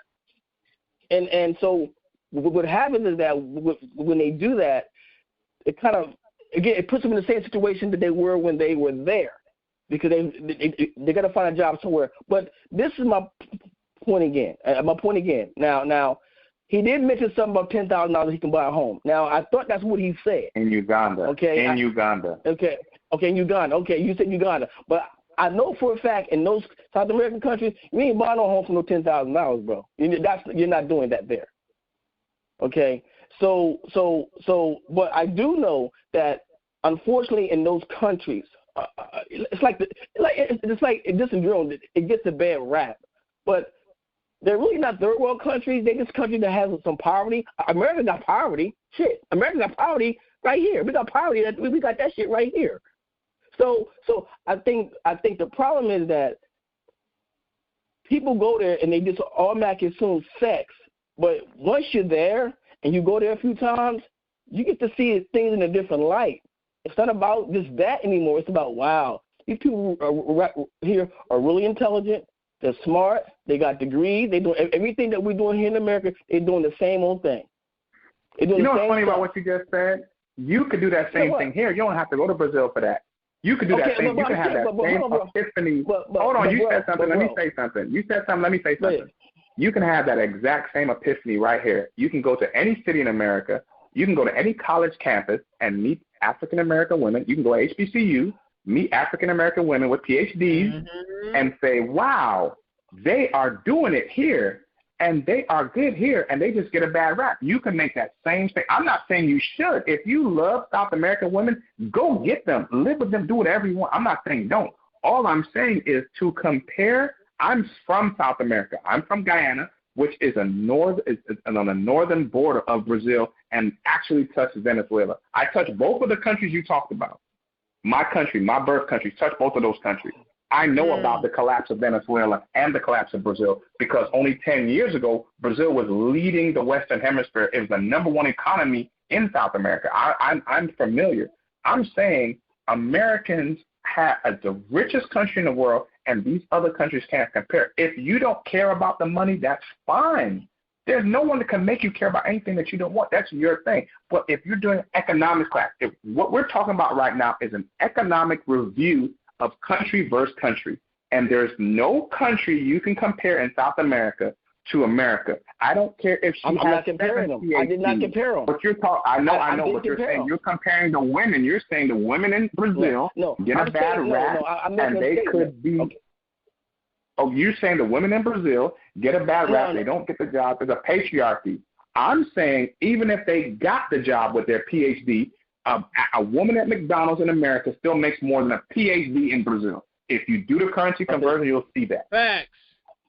Okay, that's all I'm saying. Okay, now you can love them. You can move there. It doesn't change the math. Let me answer your question. Okay. Let me ask you a question about why don't I do something? Now you tell a 55-year-old man, you telling me why don't I do something? I don't do something because I'm grown, bro. And I would never tell another man what he should be doing. Period. That's not what I do. So I choose not to do certain things because I'm grown. Period. Okay. I do certain things because I am grown. Okay. So I in fact would never do that to another man on the phone. I wouldn't do that. Try to tell him what he should be, where he can go find someone on college campus. That's not what I do. I don't have time to go on no college campus looking for some woman. That's not what I got to go to work. Okay, so I don't have time for that. But my point is, the only thing, the statement that I'm trying to make is this: I'm not comparing the women I'm not comparing the country as far as the dollar or anything like that. I'm just saying that, in fact, a lot of the people over there, I'm talking about male and female, they get a bad rap when it comes to academia, and they get a bad rap when it comes to the economy. The economy over there is just what it is. Brazil is still the number one economy in South America. It's still number one economy there. It still is. Okay? It's still the number one economy in South America because it's the largest. It's the largest. Shit. You know? So, but again, I'm not mad at the people over there because they don't, quote, apparently live like America. And then especially if you're African American, we have no room to brag about nothing. Shit, we got no room to brag about nothing, or put down no one as black people here in America. We got no room to do that. Even in Guyana, where you from, black folks have no reason to put down anyone when they're at the bottom. Period. They're at the bottom. Yeah, sure. This is going long enough.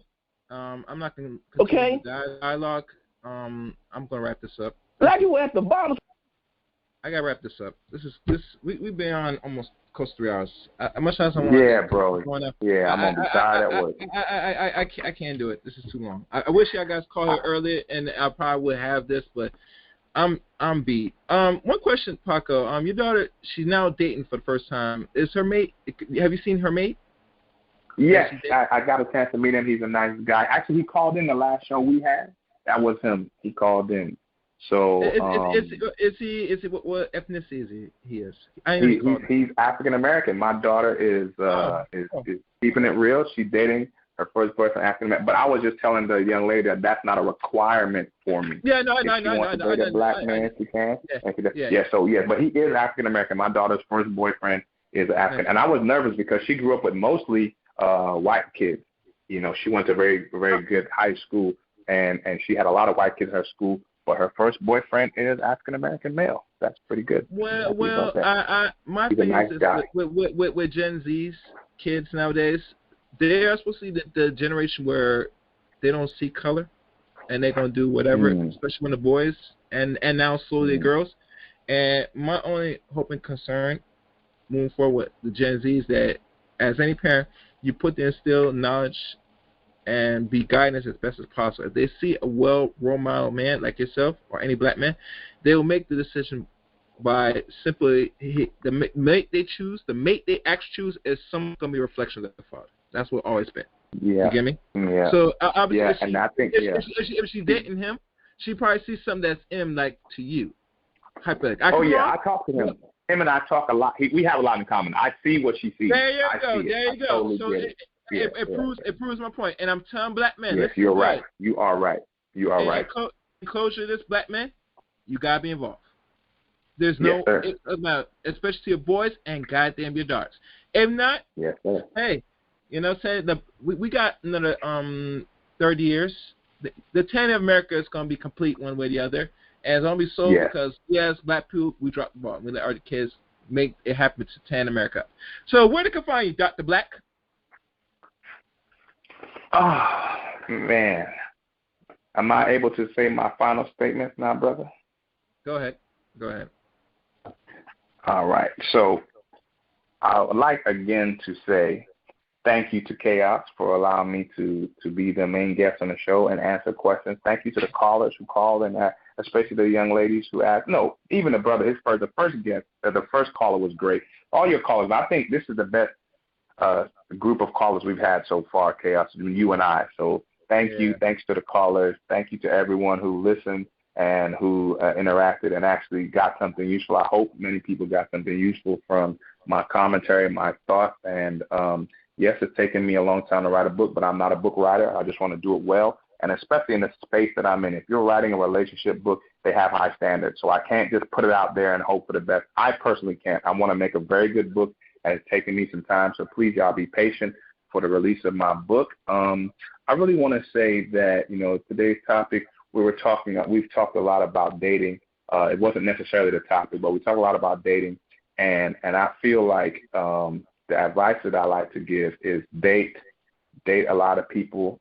I'm not saying have sex with a lot of people. I'm saying date a lot of people, because dating a lot of people allows you to get to know yourself. Having the variety gives you different scenarios where you can show your true self, because you may think you're going to react one way until you get into that scenario and you act a different way. That's why businesses and even the military will have the training that put you in a scenario to see how you're really going to react, because what you think and what you do may be two different things. And you need to know that before you do your I do's. Before you say I do, you need to have dated the person. I recommend you have a long engagement. I recommend during that engagement you do everything that you're going to do when you're married. You practice it day in and day out, from sex, cooking and cleaning, going to work, seeing what kind of work ethic your partner has. Not necessarily buying a house before you're married, but sharing the rent and the utilities and all of those things. You should do it before you're married, because it's up to you. Traditionally, ladies would depend on the man to make the decision or blame the man when things go wrong. Ladies, them days are over. You are responsible for yourself. You're responsible for your decisions, which includes the man you choose to marry. It's not him choosing you only. You have to be discerning. You have to choose a man that's right for you. Like I tell my daughters, you have to decide when it's the right time to have a child. You have to decide who you have a child with, because a child will grow inside of you. There's nothing more singularly responsible than a woman having a baby, because the baby's inside of that woman. A lot of people want to say, well, it's both people. It's not both people. Let's stop lying. Let's stop lying, society. It's not both people. Only one person's carrying the baby. The man can leave whenever he wants. And people who don't want to accept that are bitter and angry on social media because the man left. Let's learn from the previous generation. Let's learn from our mistakes.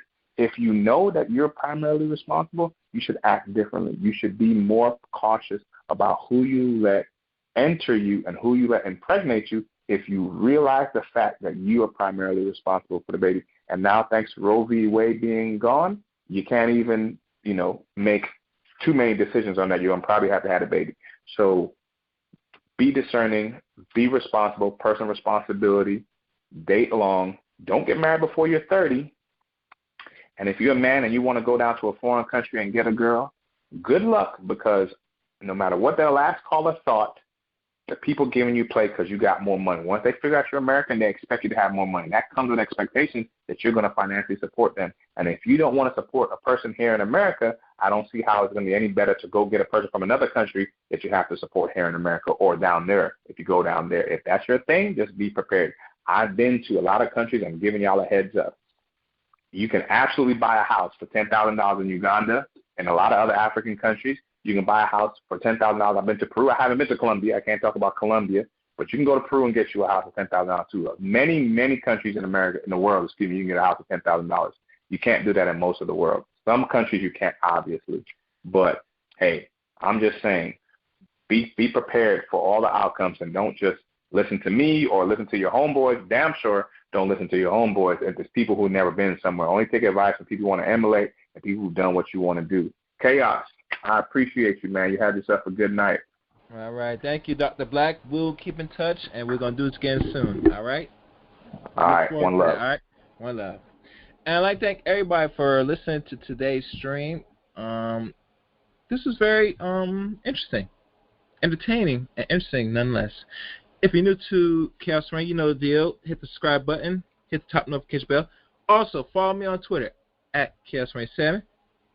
Add me on Facebook, Eric Rain on Facebook. And join the Discord service of the Chaos Rain channel.